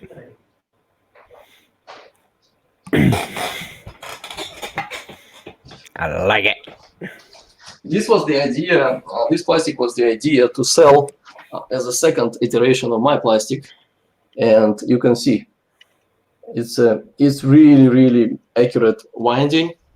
The tolerance is like lower than 0.02. It's very accurate plastic. Tolerance is important. People have to understand tolerance is important, because 0.05 tolerance, it's a plus minus. It's a symmetrical tolerance, which means really it can go from 0.7 to 0.8, which is 0.1 millimeter, and that can actually affect your extrusion rate on the part up to 17%. Right. Because we all said like, set your extrusion rate to 0.99, right? That's 1%. So the plastic alone can affect it 17%. And this variance is going to give you lines on your part. If you're printing something like straight tube, let's say, right? Mm-hmm. You're going to see a lot of lines. That's why you see it. One reason why you see lines is your printer geometry, maybe it's not rigid. And the second reason, if it's already rigid, and if you're printing like a turtle, like at 50 millimeters a second or something, very slow, you should not have these rings. It's probably because of your plastic. So this was the second product, which never happened, and this also has the ability to do this. So it's actually a modular spool, and this way you don't have to waste plastic like that, and you can ship it next with other spools like this. Now, is that master spool compatible? Yeah, it's actually compatible with my master spool. Actually, I designed one. It's on my It's on my STL marketplace. Yeah, You I can- saw it. What's your core dimension? I don't remember. It's been a while since I used that, but I think it was like 90 or something. Okay. Probably, yeah. You can check if you download, you'll see it. But I think it was 90. I was if even like I like to develop things. I like to improve. So if this plastic was supposed, if I launched the plastic, the second one, I had an idea to actually make 3 versions of different master spools with different cores. So core would be separately from this thing from the discs. So Right. master spool would be like 4 parts instead of 2 parts, and then you can update the core, or maybe 3 parts, and you can just change the outer core diameter. You can just just screw the core that you need for different filaments. But never happened anyways because of profit. I can't really afford selling products that are not profitable for me. I have to justify my time for that. So that's why I'm selling really tiny things and as expensive as possible things because it's really easy to ship. This way you don't really waste a lot of money on logistics, because number one logistic is from China, which is not my most expensive. The most expensive is over here in the United States when you have to ship. To ship plastic, for example, I don't have a lot of discount on UPS. If you want to ship plastic inside of a country, it's gonna cost me like probably over $10 for one spool. Yeah, I don't give any discounts really because I'm super small and I can't afford to give discounts. I need every penny I can get so I can keep going. And I charge shipping for my spools, and it's anywhere between $6 and $11 depending on where in the country they buy it. For one spool, yeah, that's a lot. Yeah. I think. It's a lot for logistics. Imagine you're shipping the plastic that costs, let's be fair, it costs about $6 to produce. My plastic cost delivered was about $10 to me. So, but this product still costs $6 to produce, and then you're paying $10 for shipping. That's not efficient. Right. And that's my opinion about plastic. It's cool idea, I wanted like Prusa making his Prusament. Good for him, awesome, if he can make it viable. But I actually wanted to ask you where you get your boxes for your filament made at, because I love your boxes. I designed them myself, and I don't think they're good boxes, to be honest. I think they're a little bit squishy. I wanted to redo. I would have actually redesigned the box a little bit. I think the side loading is giving me problems because Amazon kept destroying my boxes. Mm. But the design, yeah, I just do myself. The box was printed and made in China, which is as most of my products. And the keyword here is just finding a right supplier. China is gonna mess. I mean, I had so much mess on my hot end, and the reason for that delay was actually that I was not accepting anything lower than my standard. Right. So my heater cartridges were redone 3 times, man. 3 times. Like they did it first time. They made their own metal because heater cartridges on the market are stainless steel. My heater cartridges actually it's an alloy, or it's Incalloy 800. A little bit better, but I'm picky, so I told them make me Incalloy 800. It's not magnetic, so I can check it. And they're shipping me stainless steel. And I said, guys, seriously, I mean, really, I told you like literally probably 15 times to make sure it's the correct metal, and they're shipping me stainless steel. I said, okay, you thought I won't notice, right? Okay, let's redo it now. So basically 3 times they had to redo. Second time they messed up at tolerances because I'm super specific about tolerances. And tolerance is a whole different story. I have so much to say about like how to make a right hot end. That's why my hot end actually printing like that. There is a lot of things involved, and I'm the reason why I even started now, I was so upset that E3D, like they have millions of dollars. Dude, E3D, 2 weeks ago, E3D placed an order in China for 500,000 nozzles. Because I have connections, people tell me, I know the factory they work with, but 500,000 nozzles, just to give you an idea about volume. Like they have so much power to actually make something better, but they don't want it. Just basically, that's what I. That's why when people say I criticize them, I'm fine with people making money and everything, but come on, you're in this niche. I mean, you have all the ability to help people use better products, and you just don't do it. You just milk everyone. So that's just my opinion on E3D. People can disagree with me. I'm fine. I mean, it's just my opinion. I think they Well, just like if Chris Warkaki was here right now, he'd completely agree with you because I know he kind of went off on E3D basically for the same reason. I personally have never used an E3D product, so I cannot me neither. comment on it, good or bad. There is a lot But of problems in design, trust me. But the heat breaks that you're gonna get soon, they actually a fix on their design, and they had a lot of problems. It yeah, I really, actually got it. I installed it the other day. oh, you have the one, Yeah, the from Amazon. Okay, yeah. I bought the 2-pack from you. yeah, I put it on my Sidewinder the other day. I haven't had a problem since. yeah. People are happy with it. I mean, I'm having some competitor reviews on it right now, trying to drop me. Amazon is difficult. Amazon is like a wild west, you know. Yeah, So I don't sell on Amazon simply because you have to pay them to store your items.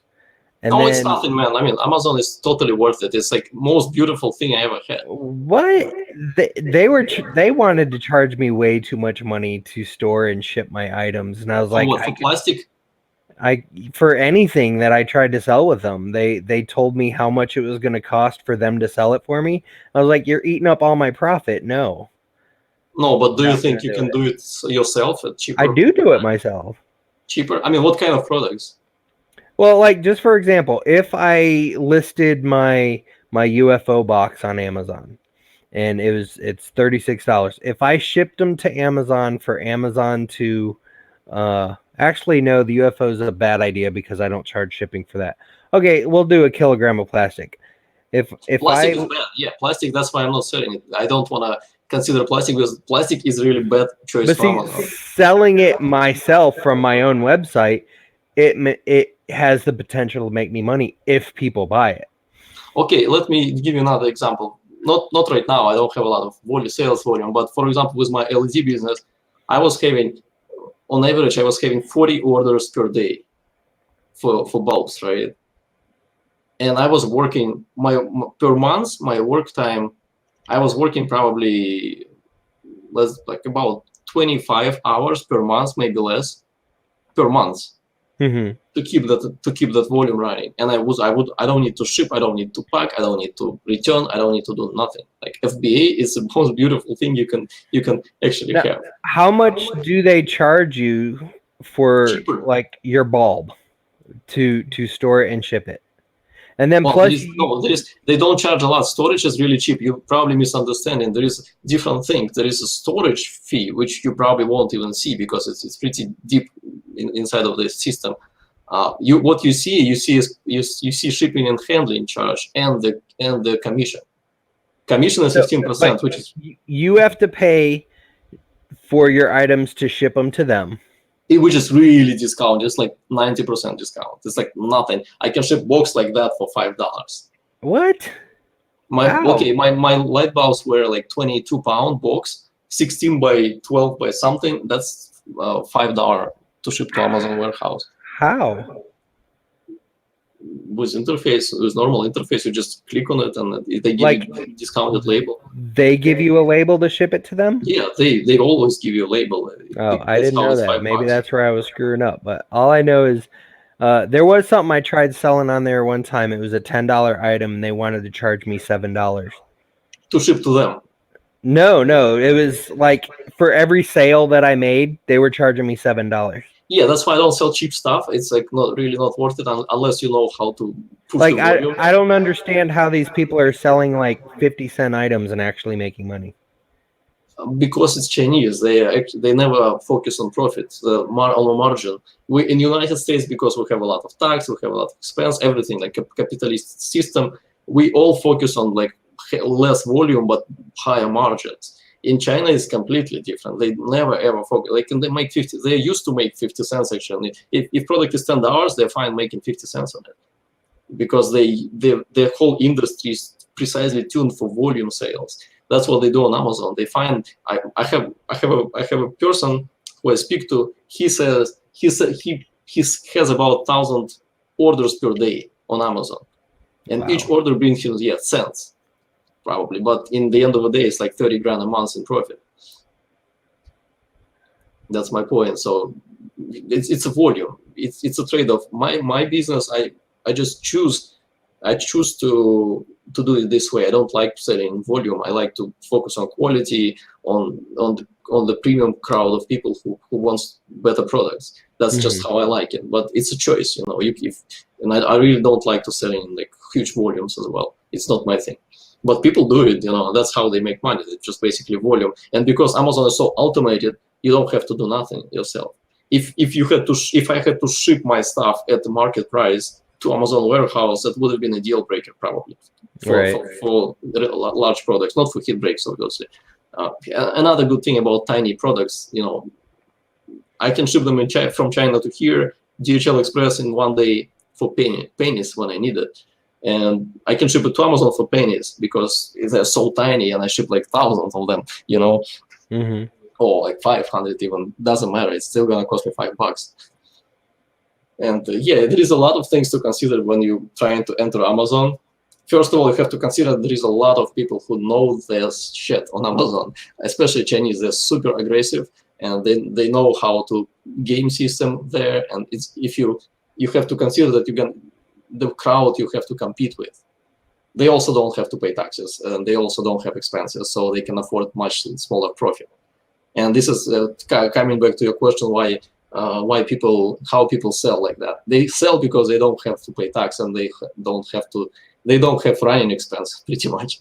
In China, running expense is really cheap, so they don't even have it. They can sit at home, they can go to factory, grab the wholesale, like I don't know, 5,000 units, put it on a ship. Next month it's on Amazon. That's the only expense, and on a ship it's really cheap. That's how they sell, and because of that, they are fine making $1 on an item. In the United States, obviously, when you have like thousands of dollars per month just expenses and business and running business, you can't just afford doing it at all. Right. Yeah, it's like Sean just said, make $1 on 1,000 items or $10 on 100 items. Either way, you're making $1,000. Yeah, my choice is to make $50 on 2 items or whatever, 20 items. Right. Because I just prefer to. This way, I'm able to give more attention to each customer, and it's just my thing. I don't like low quality stuff. And if you sell in quantity, you can't really focus on quality. It's just impossible, you know, unless you're a huge company. And then, like, you know, out of 3D printing companies, I really like BCN 3D printers. I'm always, you know, drooling, looking at that printer, but I never purchased it because it's expensive. Which company? BCN 3D, I think they called, in Italy. Really nice people. I spoke to them, but I can't buy their printer because it's cost prohibitive. My Delta that I'm building is probably gonna cost 2,000 as well. But again, you know, we have plenty of Deltas for like $200 if people want to buy some like entry level. Let's call them, not to offend any brand. Let's call them entry level. If they want to buy that for $200, they will. And it's not the same customer. It's a different customer. People who buy printer for $2,000, it's a different customer. They would want just beautiful, reliable. It's either gonna be for the business. They want reliability, speed, everything. Right. But I'm surprised, you know, Chinese are super. I'm having this Anycubic. Well, I spent $2,000 on a printer, and it's done nothing but been a paperweight 90% of the time that I've owned it. So, and you can buy a printer for $200 right now, which is going to be a workhorse. Oh yeah, my $300 printer.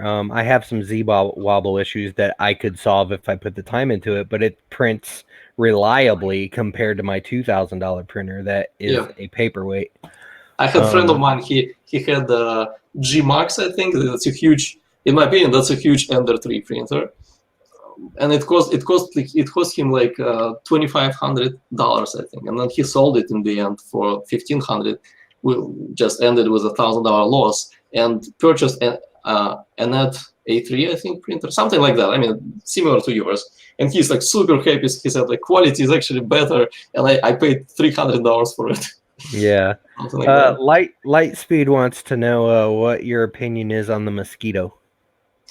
Mosquito, I actually spoke to these guys a while ago. I think it's a decent hot end. My opinion is it's a little bit, in terms of price value, I think they're a little bit too highly priced right now. definitely new design, new idea. Kudos to them, that they actually made something different. Something because different. my design is still very, I would say, mainstream. Let's say they made something really different. They solved the problem of rotating of when you change nozzles, this thing rotates, right? Right. And it really is the worst. It's everything rotates. Like there is like 3 threads to connect on it. On my hot end, I have a hole. You see the 3rd screw in the middle. It's a hole. This screw is actually just holding it in a box. It's a hole there actually. I am super bad with webcams. I usually do it on my iPhone, but if you see my eye on there. Yeah, I can see through it. This is my eye inside of it. So that's a hole. You put that hole there so you could keep it stable while you're loosening the nozzle? That hole is, I'm using my screwdriver, and I'll show you how to do that in a second. Lightspeed, I do believe when you buy a Mosquito, though, it's just the cartridge, or just the Mosquito, no heater, no nozzle, no thermistor. That's why I'm saying it's expensive, because they sell the same way, and the thermistor is actually really expensive, and you're gonna end up with like $180. And the performance, from what I've heard, I don't have Mosquito. The performance is really similar to Volcano or even V6 in some regards. So you get obviously a better quality materials, but you don't really get, in the end of the day, the result of like what are you paying for. You have to pay for some result. It's a nicer hot end, it's shorter, so it's gonna give you a higher quality compared to this is much shorter. So here it's gonna give you higher quality. It's not gonna wobble as much, because like connecting hot end like this at the top, and it's just, I don't know what they were thinking and what they were smoking in designing this groove adapter. So I have to have my groove adapters now because of the market. I totally hate them, but I have to produce them. So coming back to this, that's how you hold it. It's pretty tight tolerance, so the 2mm rod fits in there really tight. So you just hold it like this, and then you do your stuff over here. And if you fix it with a screwdriver like that, it can be hot, doesn't matter. So just screwdriver or any kind of rod of 2mm is gonna do the trick. For now, I'm not super happy, to be honest, with my solution, but it's a solution for now. That's what I came up with. I was really pushed by deadlines on Kickstarter, so I had to produce stuff, and I actually over-delivered a lot. A lot of things I didn't even promise to do, and I did it in the end because I just wanted to make it right. So yeah.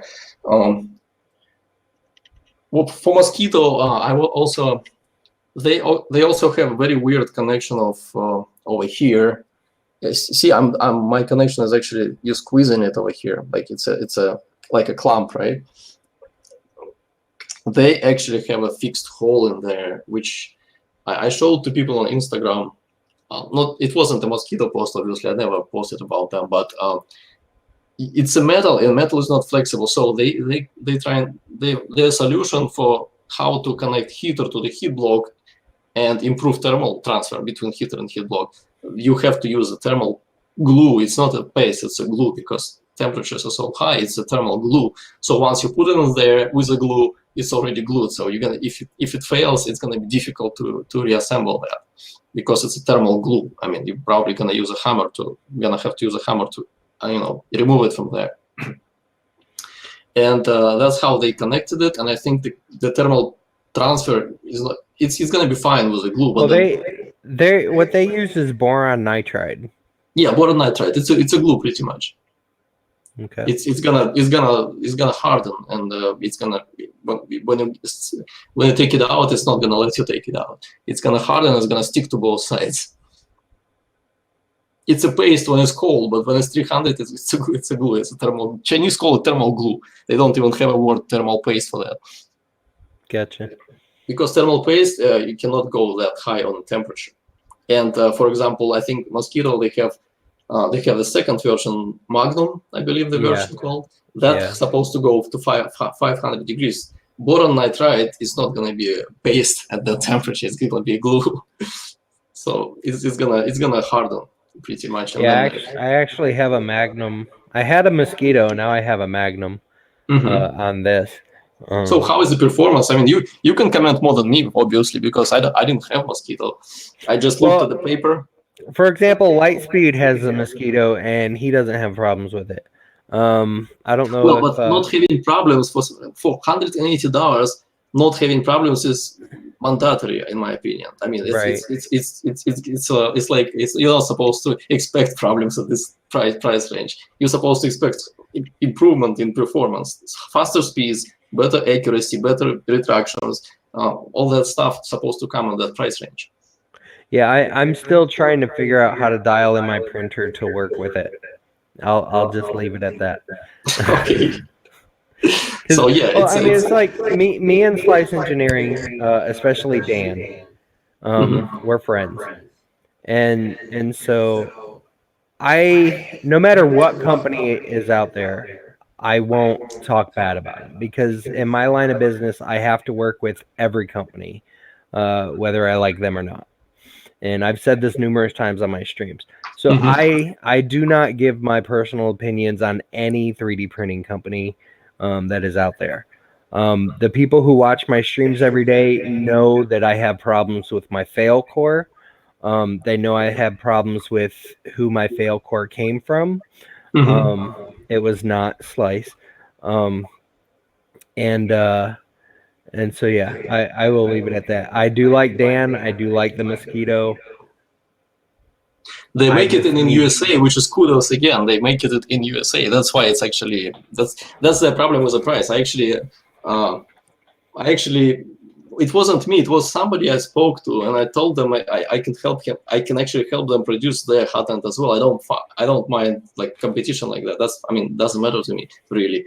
And they could drop the price. They could become more competitive, but they actually were very specific. They want to make it in USA, so, which is their choice, obviously. And but in the end of the day, that's probably a reason why it's that price like that. Right.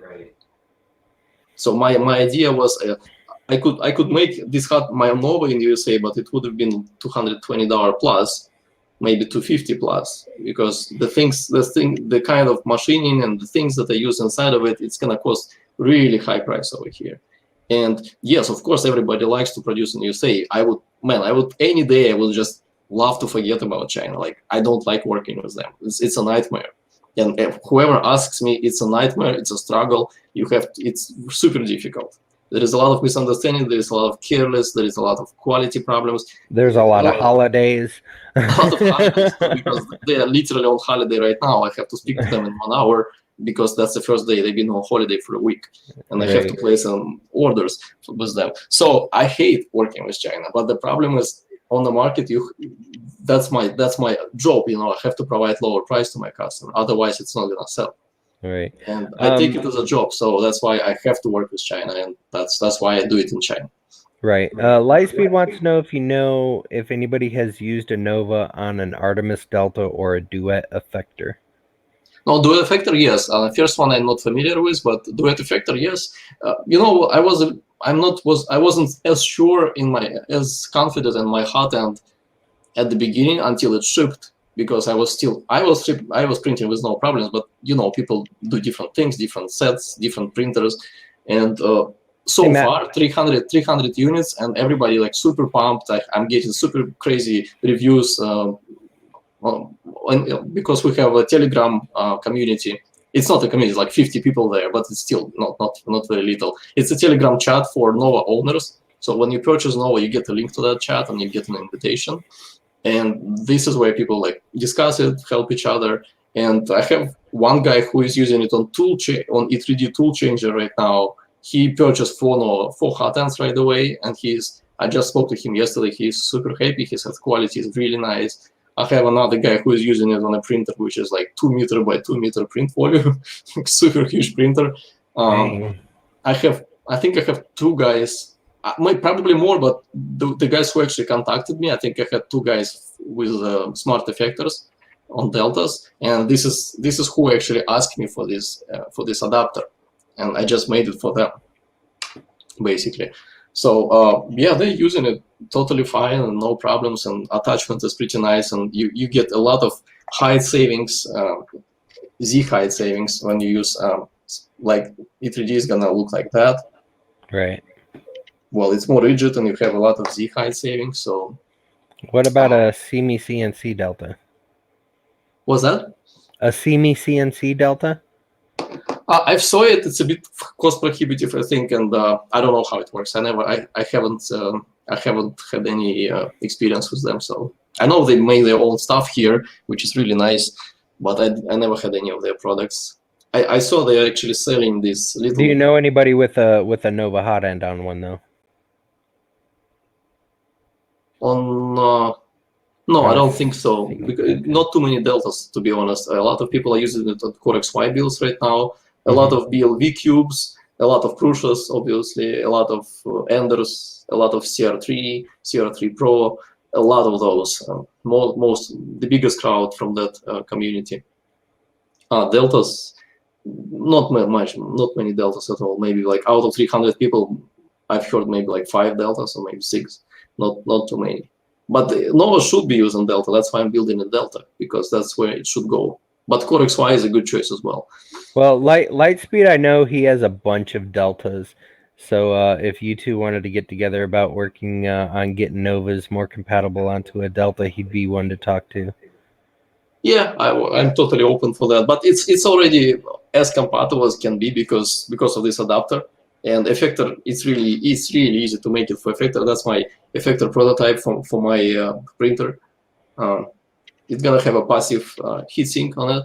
It's not gonna need any fans, except for the part cooling, obviously. But that's how it's gonna be. That's plastic, obviously. It's gonna come with a red aluminum, and I'm gonna laser cut aluminum sheet, and you will see how it looks like. Cool.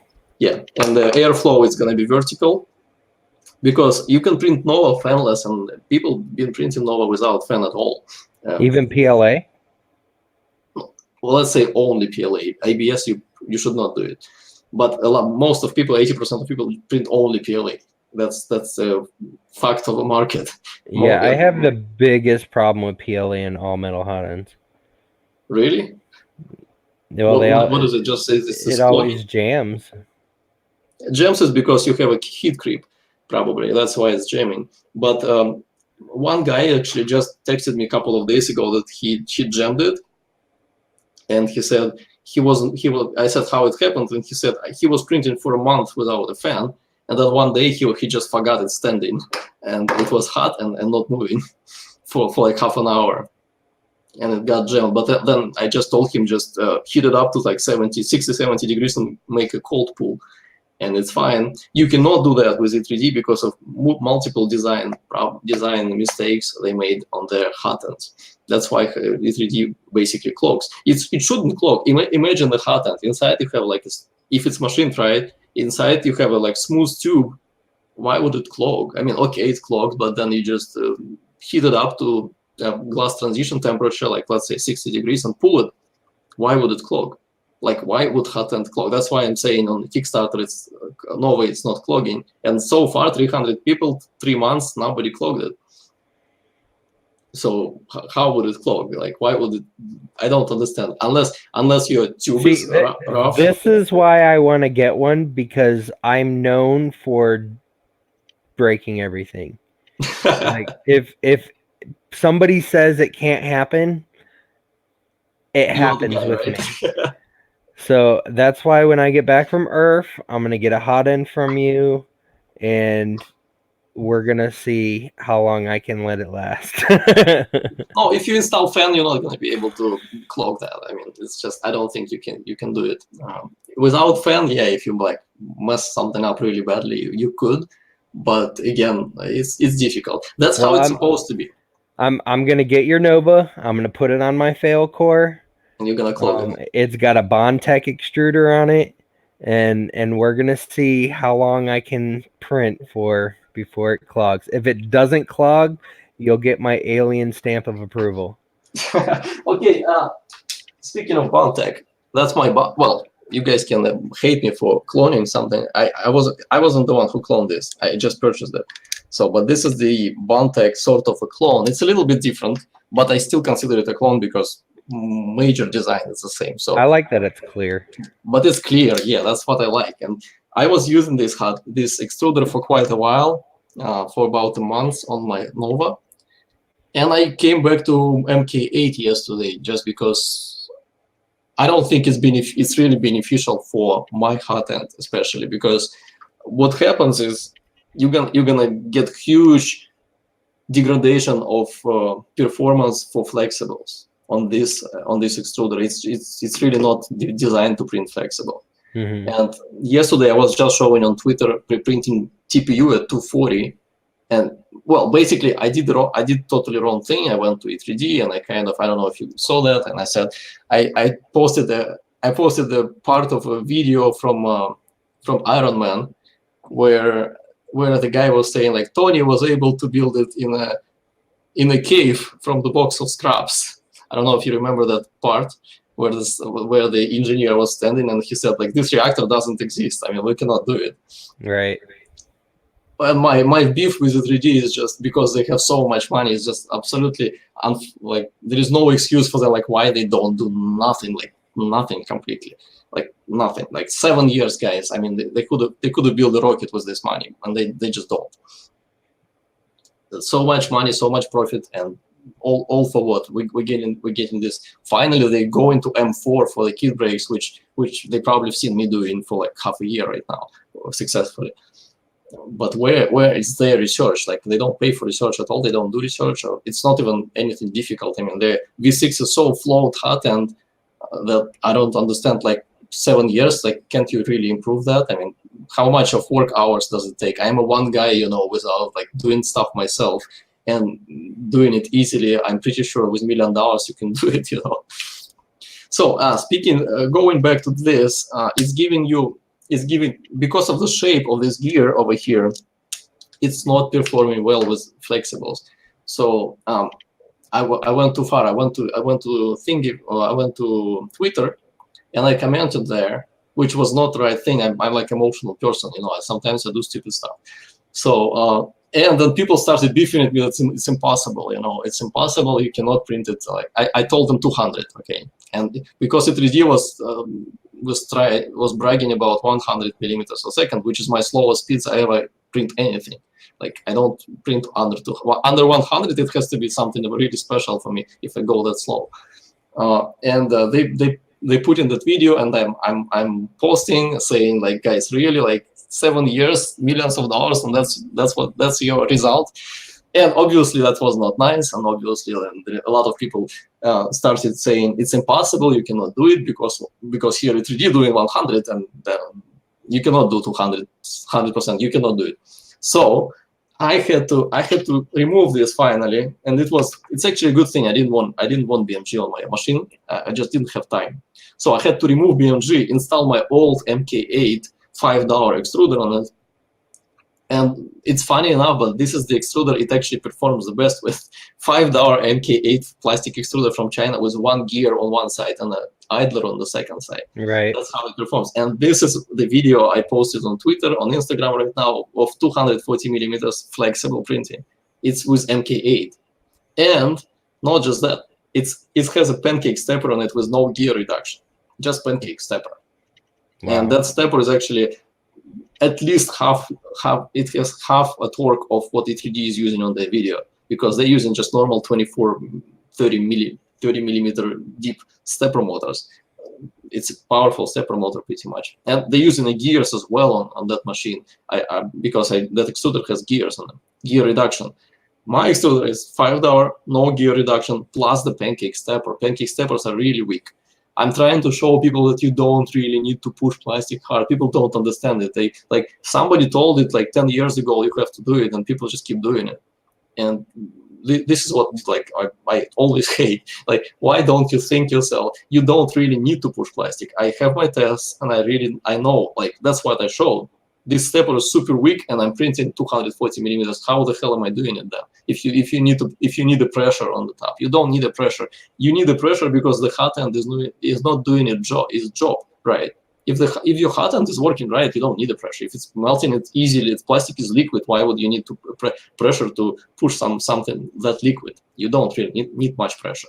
not much pressure. I'm saying, of course, if you want to like go to the limits of speed, if I want to print CPU like 350, a lot of extrusion, you're gonna, in the end of the day, you're gonna need a little bit.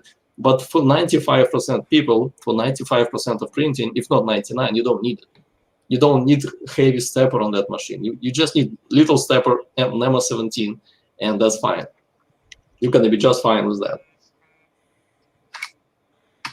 So that was my message, and that's why I actually showed the video, because people don't believe. I showed them the video, me doing it on a crazy. I actually showed the video of a stepper. Stepper is like this deep. It's really like almost a pancake stepper. I think this is a standard stepper people use, and even this one is a little smaller than what you have on Prusa, for example. Prusa has a little heavier stepper like that. That stepper on the printer is like half of this. It's like 110 grams of weight on that stepper. Yeah, I think I have a stepper that size on. I've got a Moons. Moons is really nice. They actually overpriced in the United States. I was trying to bring them to here for sale, but it was not much demand. I actually posted on my Instagram because in the United States they're like $35, $40. Yeah, I spent $40 for mine. It's a Moon 0.9 degree. Yeah, but you have to know that from that $40, probably around $30, and maybe more, it's a profit of distributor here. Yeah, probably. Pure motor. Yeah. Which is super crazy for me. Like I was thinking, like, really, guys, $40? I actually spoke to Moons in China, and I asked them. I was expecting maybe the really expensive motors. Well, they are kind of double price from a market price, but Chinese market steppers are $5. These are probably like $10.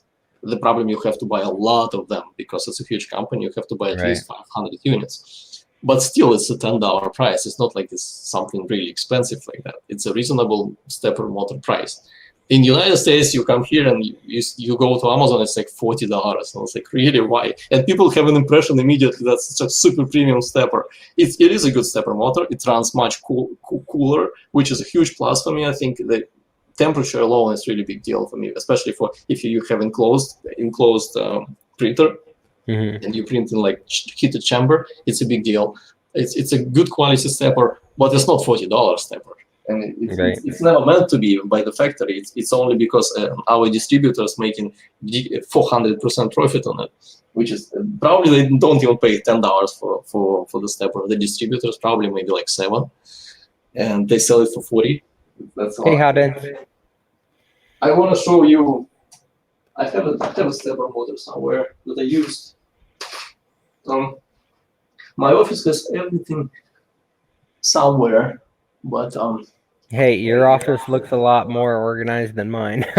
No, it's just a camera angle. Yeah, that's mine too. Soft.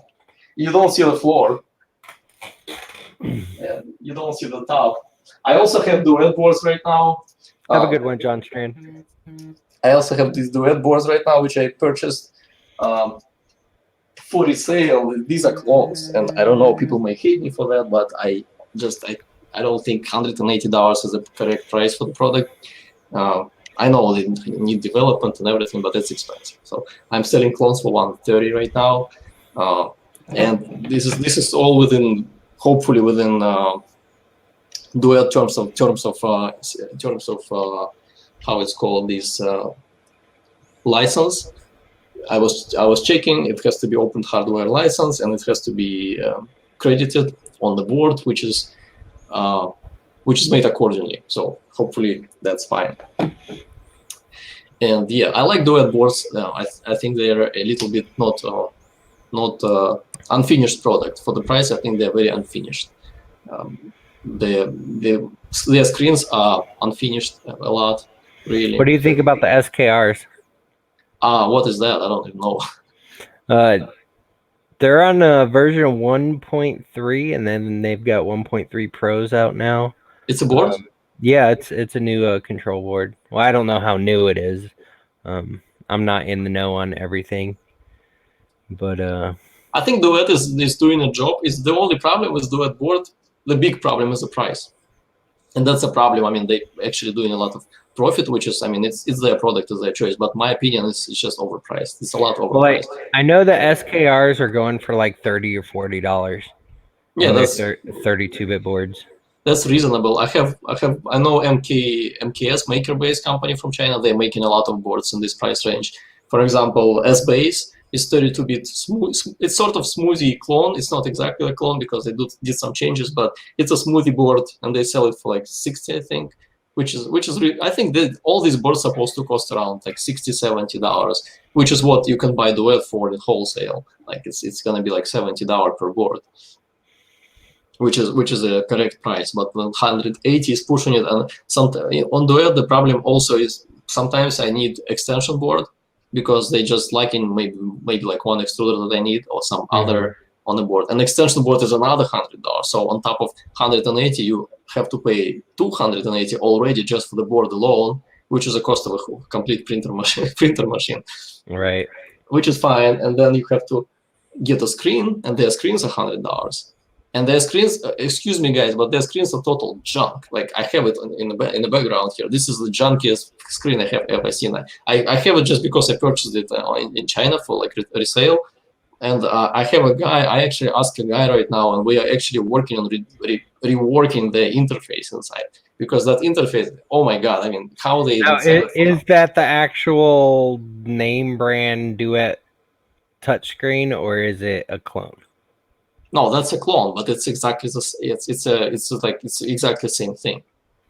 It's made to the Duet specifications. It's exactly the same screen. But the problem is not a screen. I mean, screen is okay. The hardware is just normal screen, not Oh, you're special. talking about like the UI. UI is oh my god. I mean, like I can't deal with it. I can't even look at it. So I'm using my computer on this over here to use the Duet web control.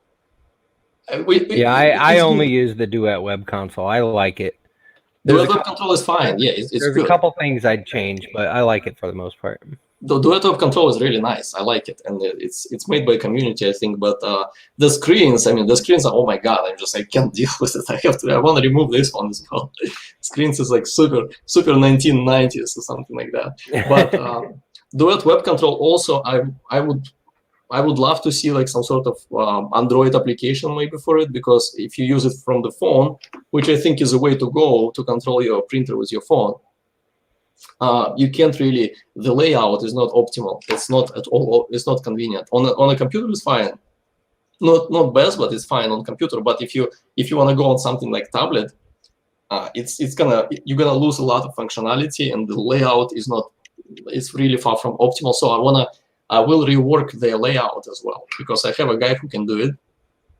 And this is gonna happen when I start the Delta machine, because just because I don't have like a reason to do it right now. It's an investment. So Matt, I don't think he's saying the Duet or the screen is junk. He's saying the UI. Yeah, screen. Well, screen. First of all, screen is not supposed to cost that much money. Screen is very basic, but it's fine. It does the job. The UI is horrible. UI is like super horrible.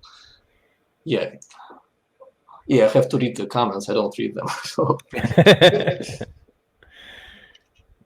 Yeah, exactly. China Duets, exactly. 3D Tany is saying, yeah, China Duets, exactly. They are not made to the same spec. Especially when you go to AliExpress or something, a lot of them are really cut. Like they cut corners. They use different, even different circuit boards.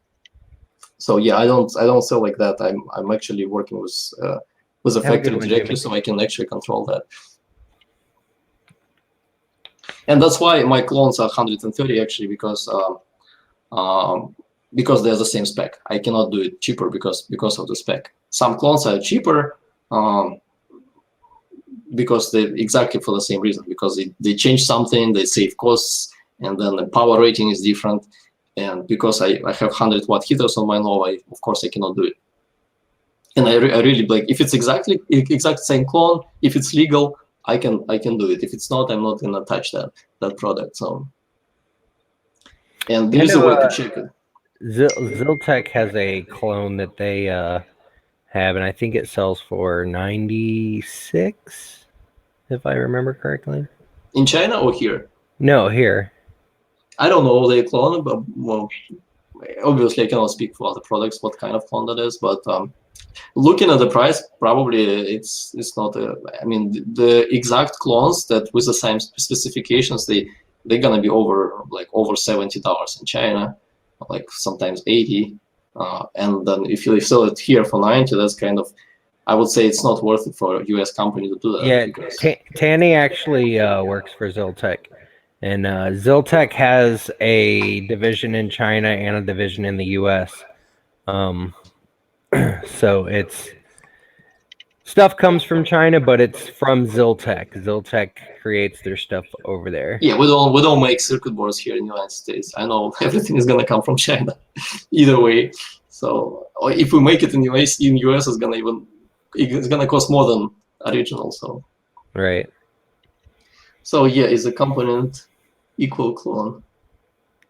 Okay. Well, yeah, good for them if they can do it 99. I'm a small guy and I cannot purchase a lot, so that's my price. That's why I cannot drop it lower. So if it's if they have the same for like $30 less, they are more competitive than me, obviously. But I'm not really relying on that sales. I'm having duets on my website just as a set. So people who buy Nova or who build printer, it's more convenient to them to get it all in one place. I'm not really relying on that profit because it's not really profit I can justify. It's very little, and volume of sales is very little. It's more like it's the same reason why I'm offering dual Dota boards, why I'm offering the RTD amplifiers. It's for the Nova. It's like a part of the whole thing. So the person can come, if he builds a printer, he can buy all the stuff in the same place. Right. So it's not my profit product. I'm launching nozzles in 2 weeks. It's gonna be a V6 compatible, and everything that compatible with V6. It's gonna be the nozzles of my own. Probably gonna be plated copper as well, and I will launch that on Amazon. We'll see how that goes. Because I mean, Are those going to be the mirror finish as well? Was that? Are those going to have the mirror finish as well? Yeah, it's going to be my branded nozzle, so it's going to be on par with how Nova nozzles look. And I'm not going to do steel yet, but I am going to do. The problem with steel, it's actually reducing performance of V6 hot end because of the geometry, because it's a large nozzle. On Nova, you can get away with steel without any penalty. On V6, you really cannot do it because it's so bulky. It's a bulky nozzle. And then, because it's bulky, it needs more distance to travel. Heat needs more distance to actually travel from the heat block to inside of the nozzle, and that's why I think I'm gonna sell plated copper for E3D, because plated copper is beneficial there. On Nova, it's not very beneficial except for the max temperature rating, but it's nice to have still. Yeah, those nozzles are gonna be on Amazon in a couple of weeks. So people wants to know if you have used Klipper. Klipper, no, I haven't, because Klipper is designed for 8-bit boards to take advantage of outside processor. I don't have any 8-bit boards, so I haven't used it, and I don't need it, obviously, because paid for duet. Why would I use a Klipper? Already paid so much money, might as well use it.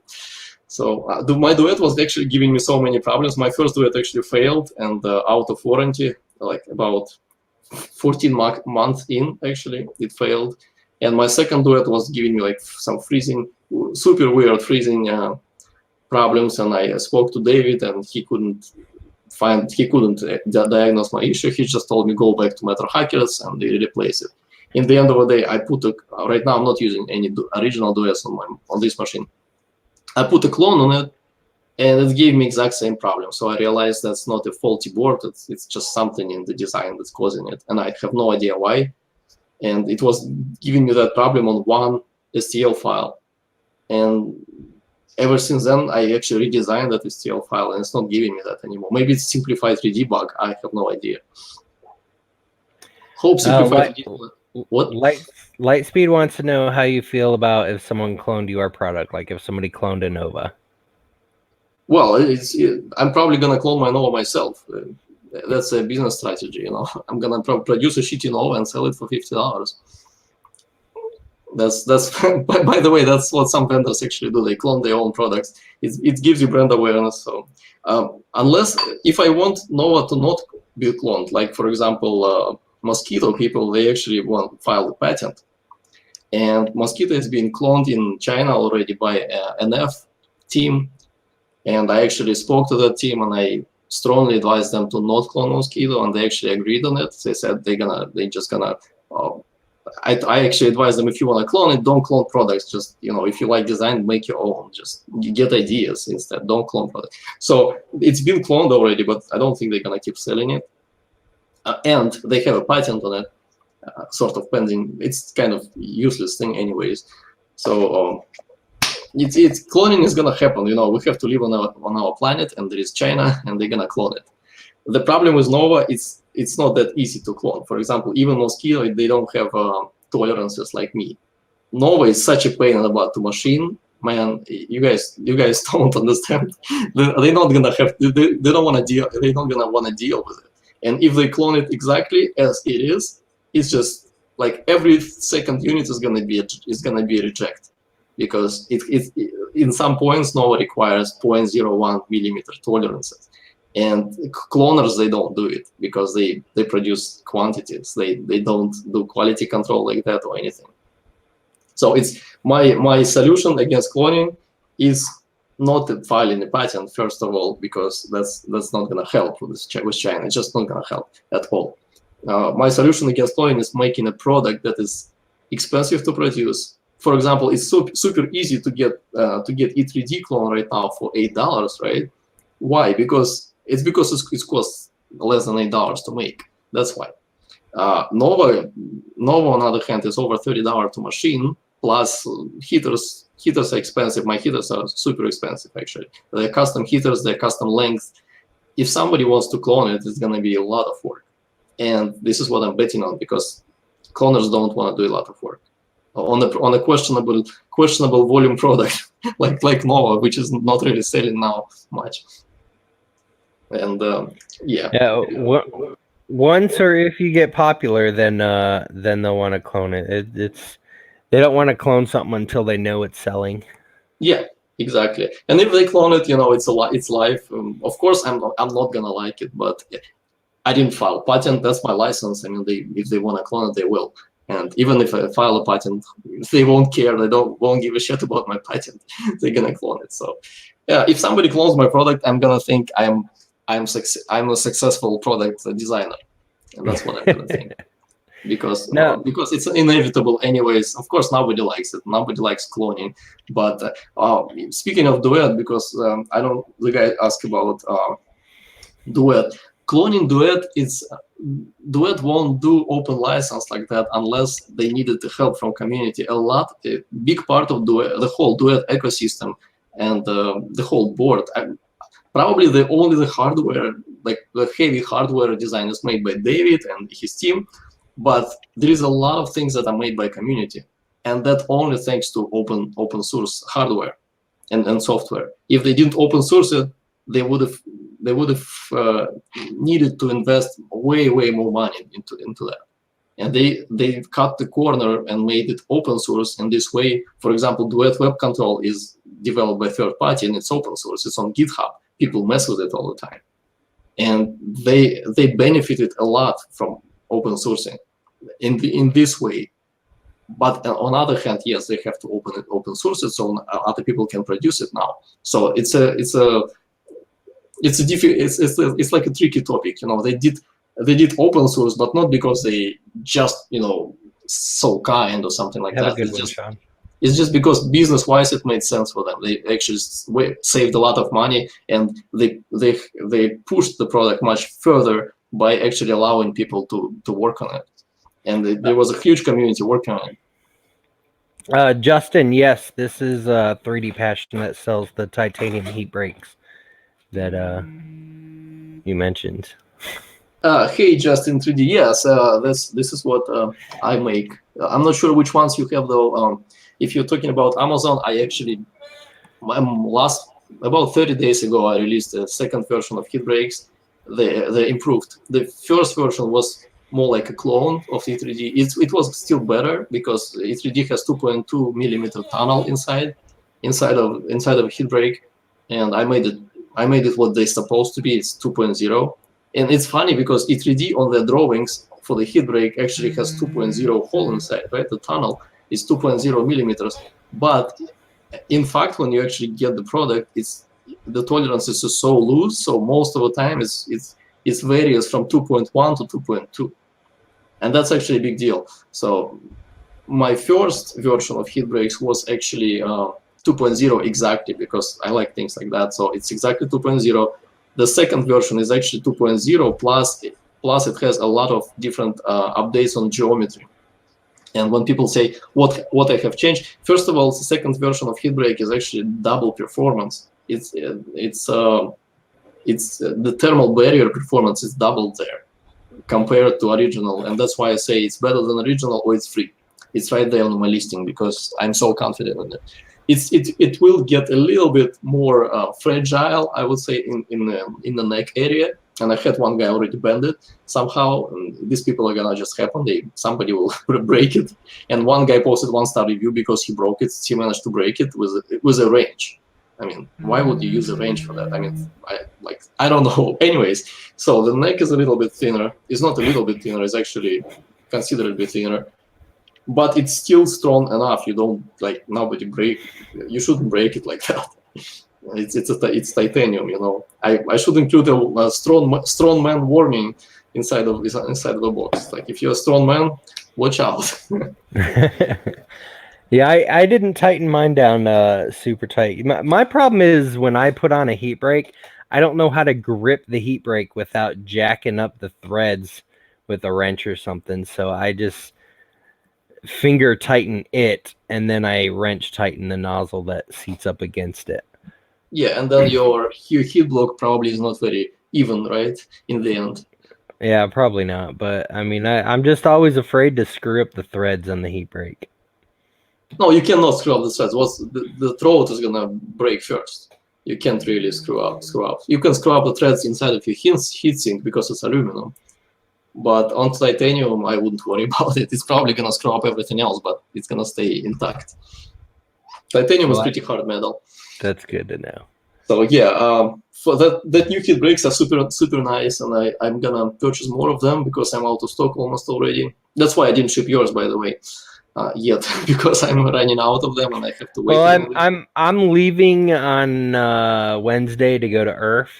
So, I mean, I'm not going to be able to fulfill any orders until after Earth anyways. So, if you want to send them after this week, that's fine. Yeah, it would be perfect if I can, because I'm super low on stock, and on Amazon I really cannot afford to go out of stock. It's gonna be that's fine. I mean, just ship them as soon as you're able to, and then I will have them picked up while I'm gone. I'll probably gonna ship some to you. I'm gonna ship it twice. Probably I'm gonna ship some to you because you're not gonna sell all of them right away. So I'm gonna ship some of them to you, and then the rest I'm just gonna ship when I get the new batch as well. New batch is gonna be a little bit changed as well. I made a very little change to it because Amazon customers are just something else. And then I actually decided to make throat just a little bit thicker again, but very, very slightly, just to make sure, you know, nobody breaks it or something, because it happens, you know. But it's still gonna be almost half the thickness of original, and that's how you don't get heat creep, because it's just double the performance compared to, for example, Micro Swiss, who is my main competitor on Amazon for the heat breaks, for aftermarket heat breaks. They use stainless steel. Stainless steel thermal conductivity is 7 times as much as titanium. It's, if I'm not wrong, it's about that, 7 times higher.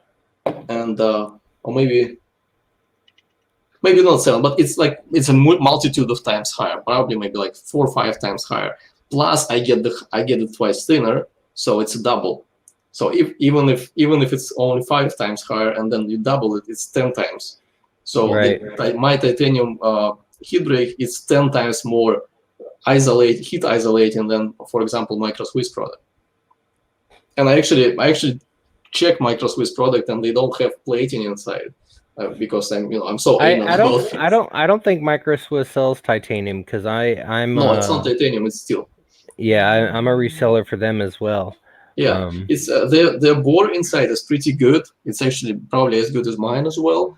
But I opened the nozzle. I'm sorry. I'm opening the heat brake somewhere. I have it, and what's inside is their plater probably messed up, and they didn't plate it well inside. So the plating actually went about 3 millimeters inside the hole, and that's it. Inside there is no plating. Right. Yeah. Obviously, I'm not going to review their product, but because that's not how it's the business. But they don't. It's a fact. They don't have plating inside. Maybe they didn't notice because I check my stuff. Hey, Tom. Hi, I'm Vlad. Hi, Josh. Hey, guys. Hey. I'm late. Yeah. So basically, maybe they didn't check, but they don't have plating inside, and that's the whole selling point of their product: to have plating where it's needed, and exactly where it's needed, they don't have it. Because it's difficult to plate nickel inside. Obviously, I know it. You need agitation of solution to do it, and maybe I don't know why, but they don't have that plating inside. Oh, that's why. Justin, yes, I will be stocking them. I have 100 of them on order. Sweet. I want one. Yeah, it's gonna be V2. Yes, V2 is exactly the same, the newest model that you have. Be careful with them, don't break them, please. They're supposed to be high performance things, and they're a little bit more fragile. And I have one guy who actually contacted me, and he hit his print bed with the whole thing. He just hit it like that on the side. And obviously it bent. He complained to me. I replaced him free of charge because I'm awesome. But it was his fault, obviously. So, and my point is, a lot of people actually don't understand how they overpower their steppers. Like, if your stepper is able to bend titanium heat brake, you might as well just reduce current on it, because it's just a lot of torque you don't need. It's not supposed to do that. My stepper is not able to break anything. My stepper is so precisely tuned that if it hits something, it's going to immediately start just skipping, and nothing is damaged. And that's how I think it should be done. And if people messing with printers, you guys should pay a lot of attention to actually not overpowering your steppers.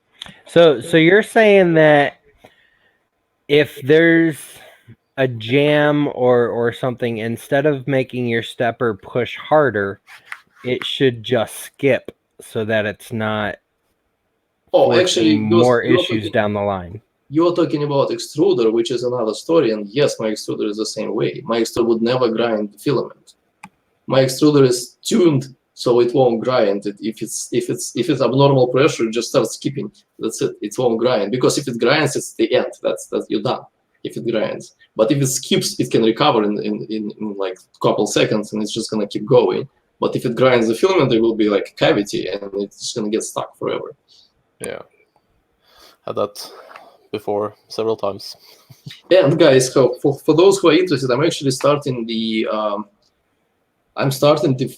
blog. I'm trying to incorporate the blog in my website. For those who write articles, I'm gonna have I have a couple of bloggers who wants to do it already. So I can't show you my screen though. Yeah, you can share screen through here. Can I? Okay. Yeah, there's a button on the bottom. I'm a super grainy when it comes to, despite my education. 1 second, let me find it.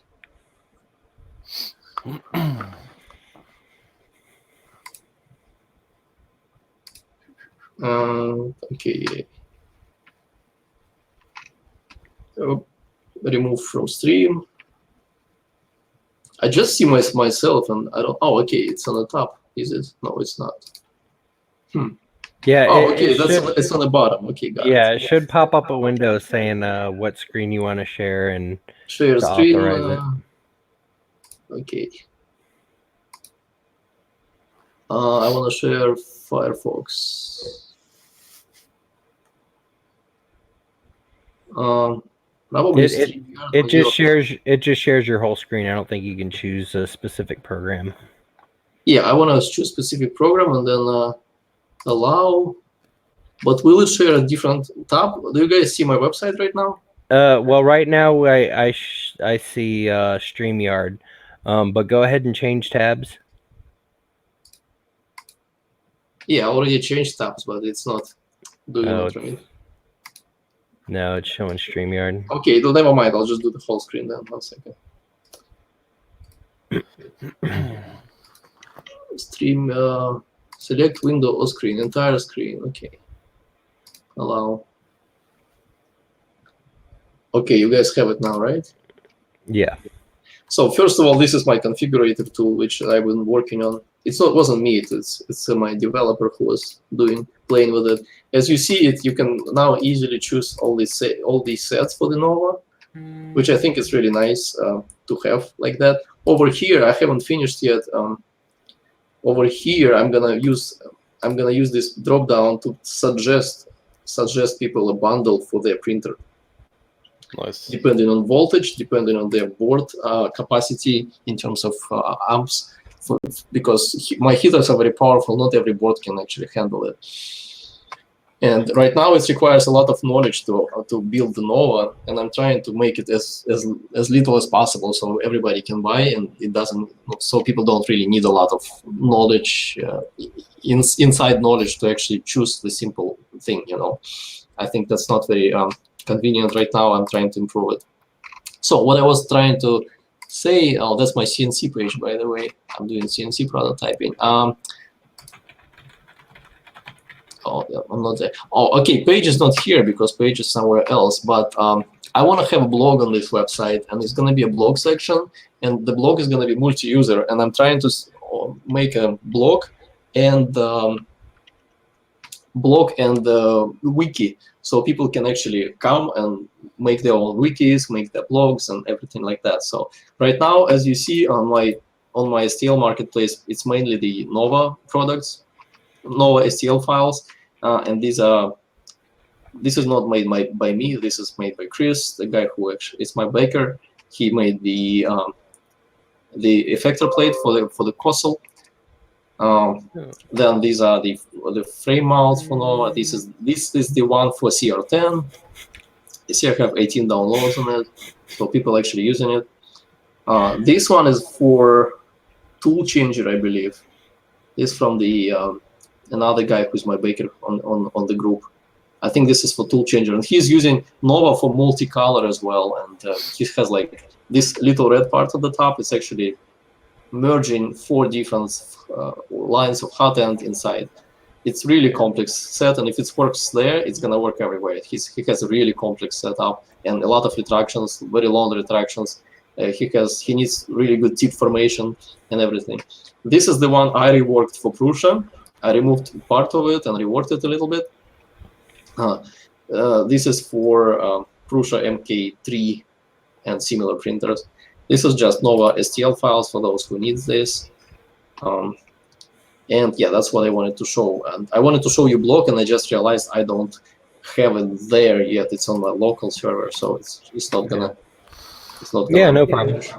Show it nice. So I have it designed in my design software, but I don't have it there yet. Anyways, yeah, the idea is like to have a blog so people can actually write, because I think a lot of information is being missing right now in the niche. For example, how to tune your stepper to not break your hot end with a stepper. You know, it's like it's super obvious. You have to tune it like that. You don't want to overpower your stepper. And how to not use a stepper. What is stepper inertia? If you want to print fast, for example, why am I able to print so fast? People saying, what is your slicer? Or what is your printer? That's not how you print fast. It doesn't matter what is my printer or what is my slicer.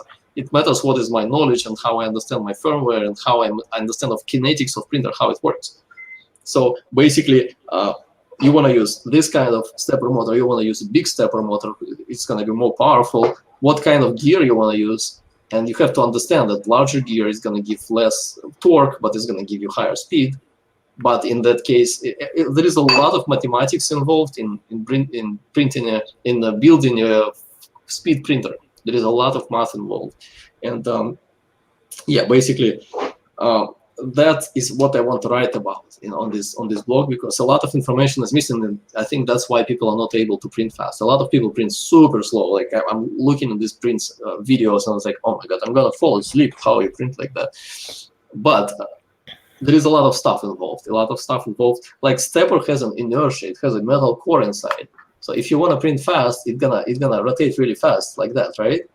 One direction, another direction.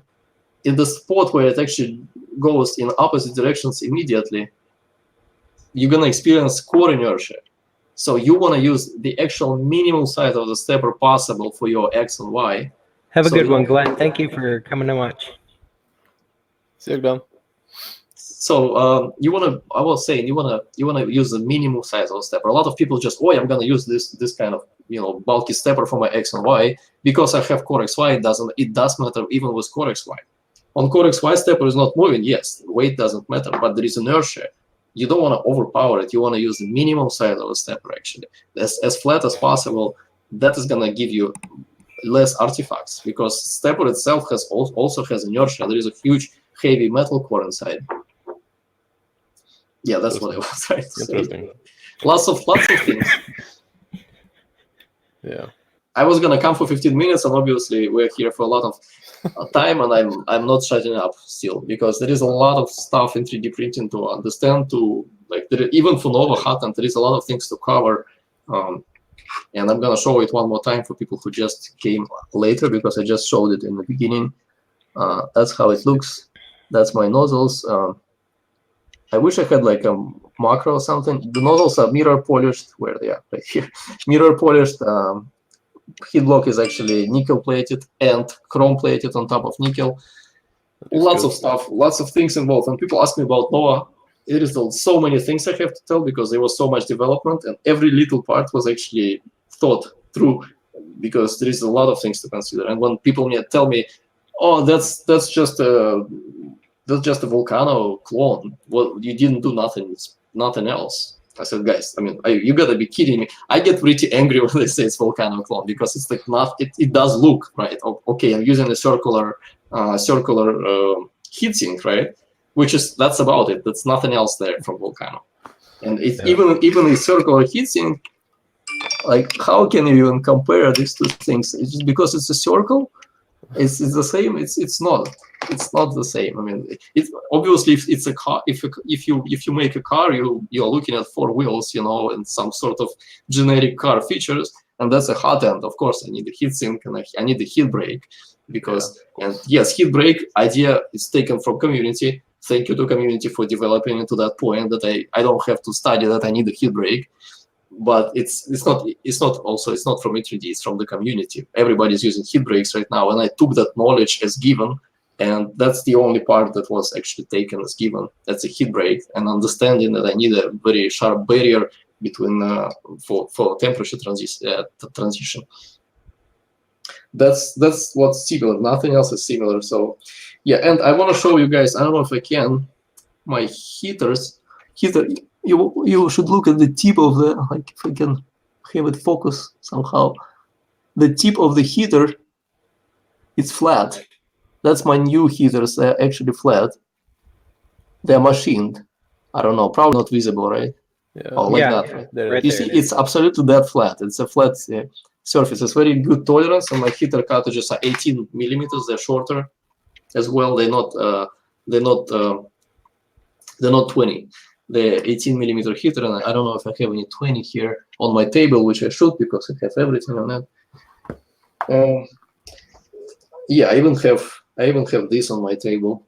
It's a CR10 frame with Nova. Basically, yeah, the length is smaller, and the tolerances when you buy market heaters, God forbid you buy a $3 heater on Amazon. That's gonna be all over the place, and the problem was that heater is not a tube; it's like something made from a dough.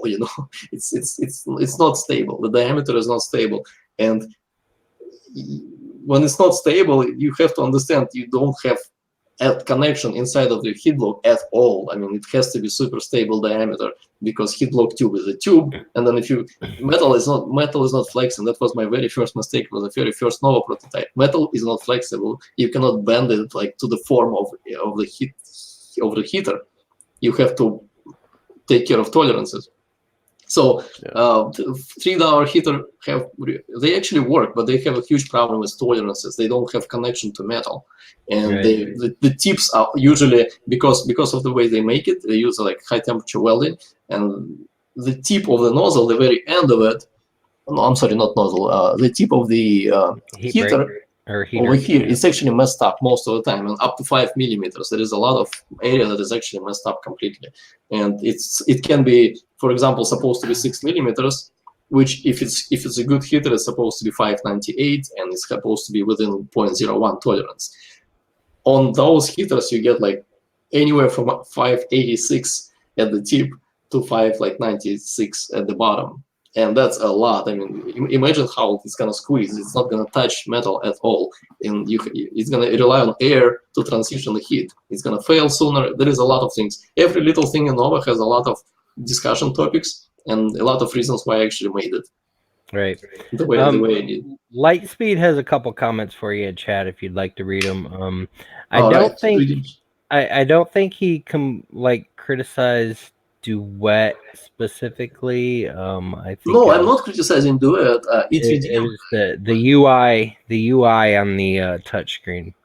I'm not, guys. I'm not. You have to understand. I am expecting you to accept my honest opinion. It's an opinion. It's not criticism. It's like if you ask me about, for example, Mosquito. Like, what do you guys expect me to tell you the truth? No.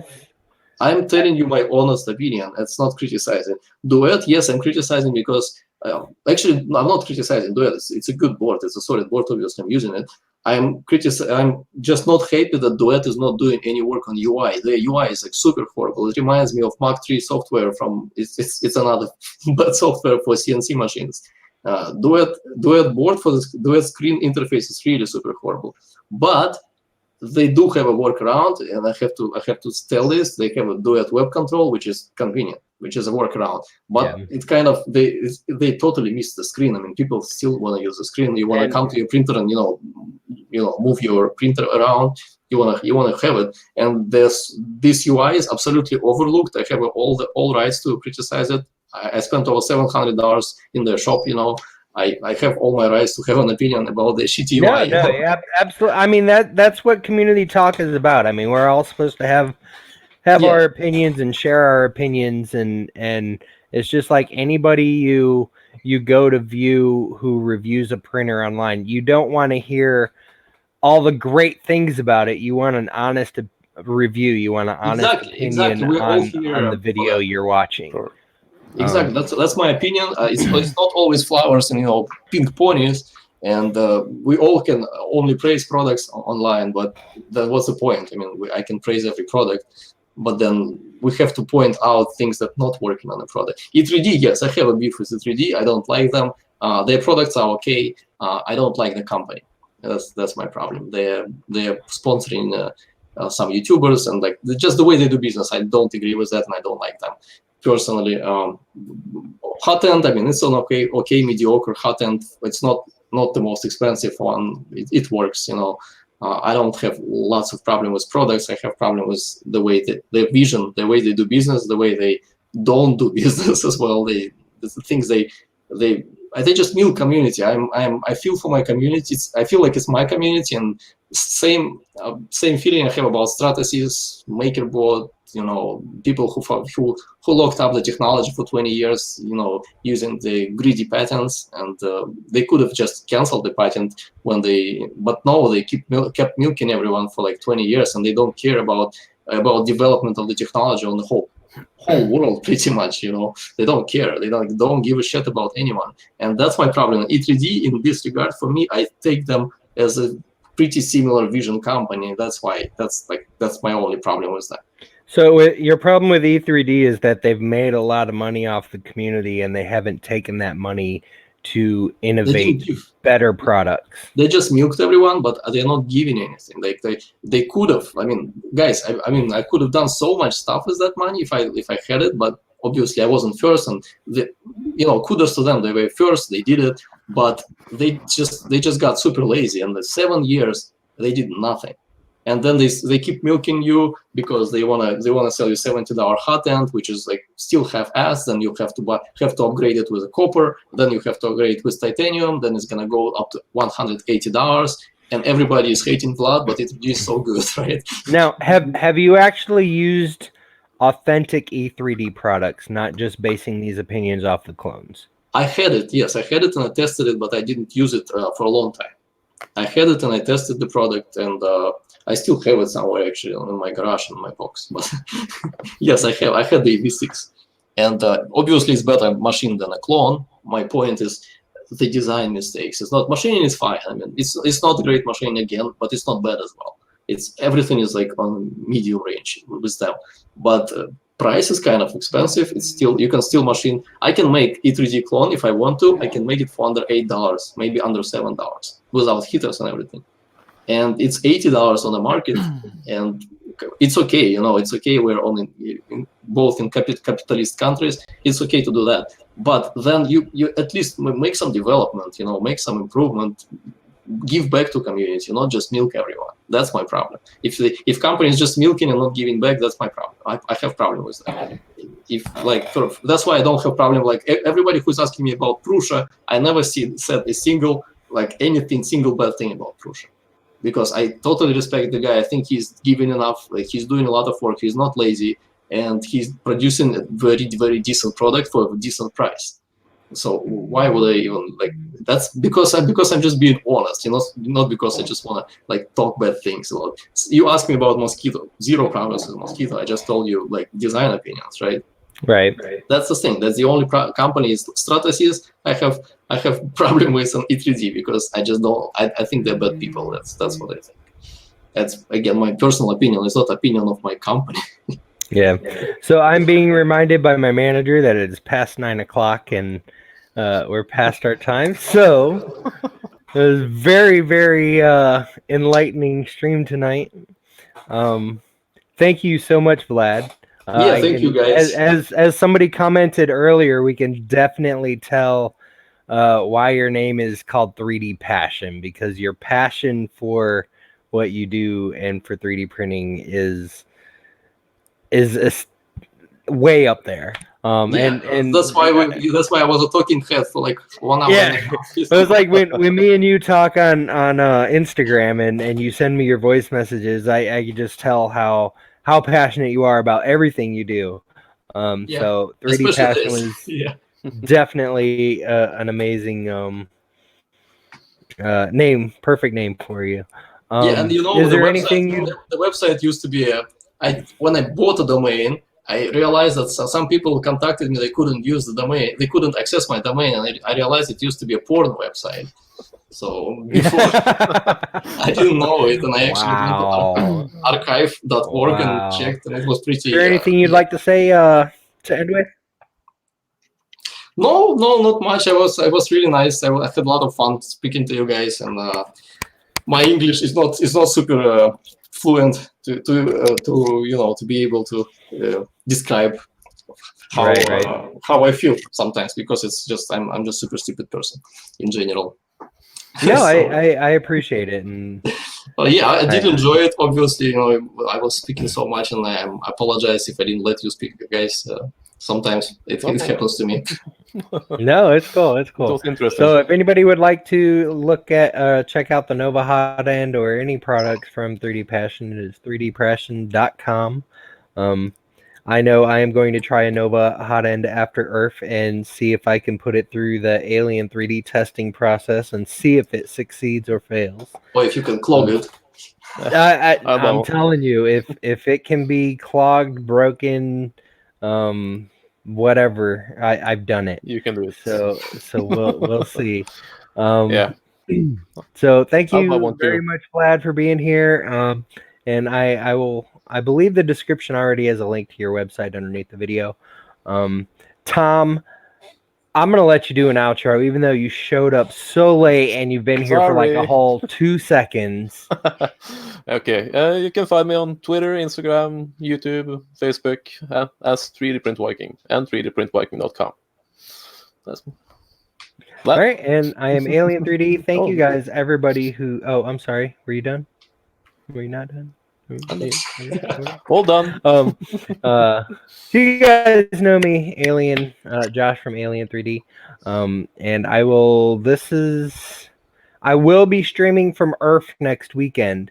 There probably will not be an Alien After Dark. We shall see. If there is, it'll probably be me and Graybeard doing karaoke and booty dancing again. We shall see. Otherwise, I will be streaming from Earth. I got a lavalier mic. I'm taking my laptop. Hopefully, I can get the power cord to work. I may have to go to Best Buy and buy one. There will be a speed contest on that, right? What's that? There will be a speed printing contest. I actually printed a bench in 22 minutes on my printer. Yeah, there's gonna be a speed contest, but I'm not taking a printer with me.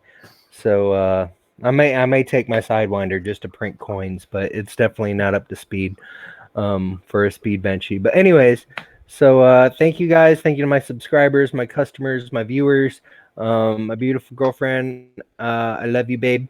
My mods. I'm not sure if I'm forgetting anybody, but thank you guys so much for being here, and I will catch you all later. Peace out. All right.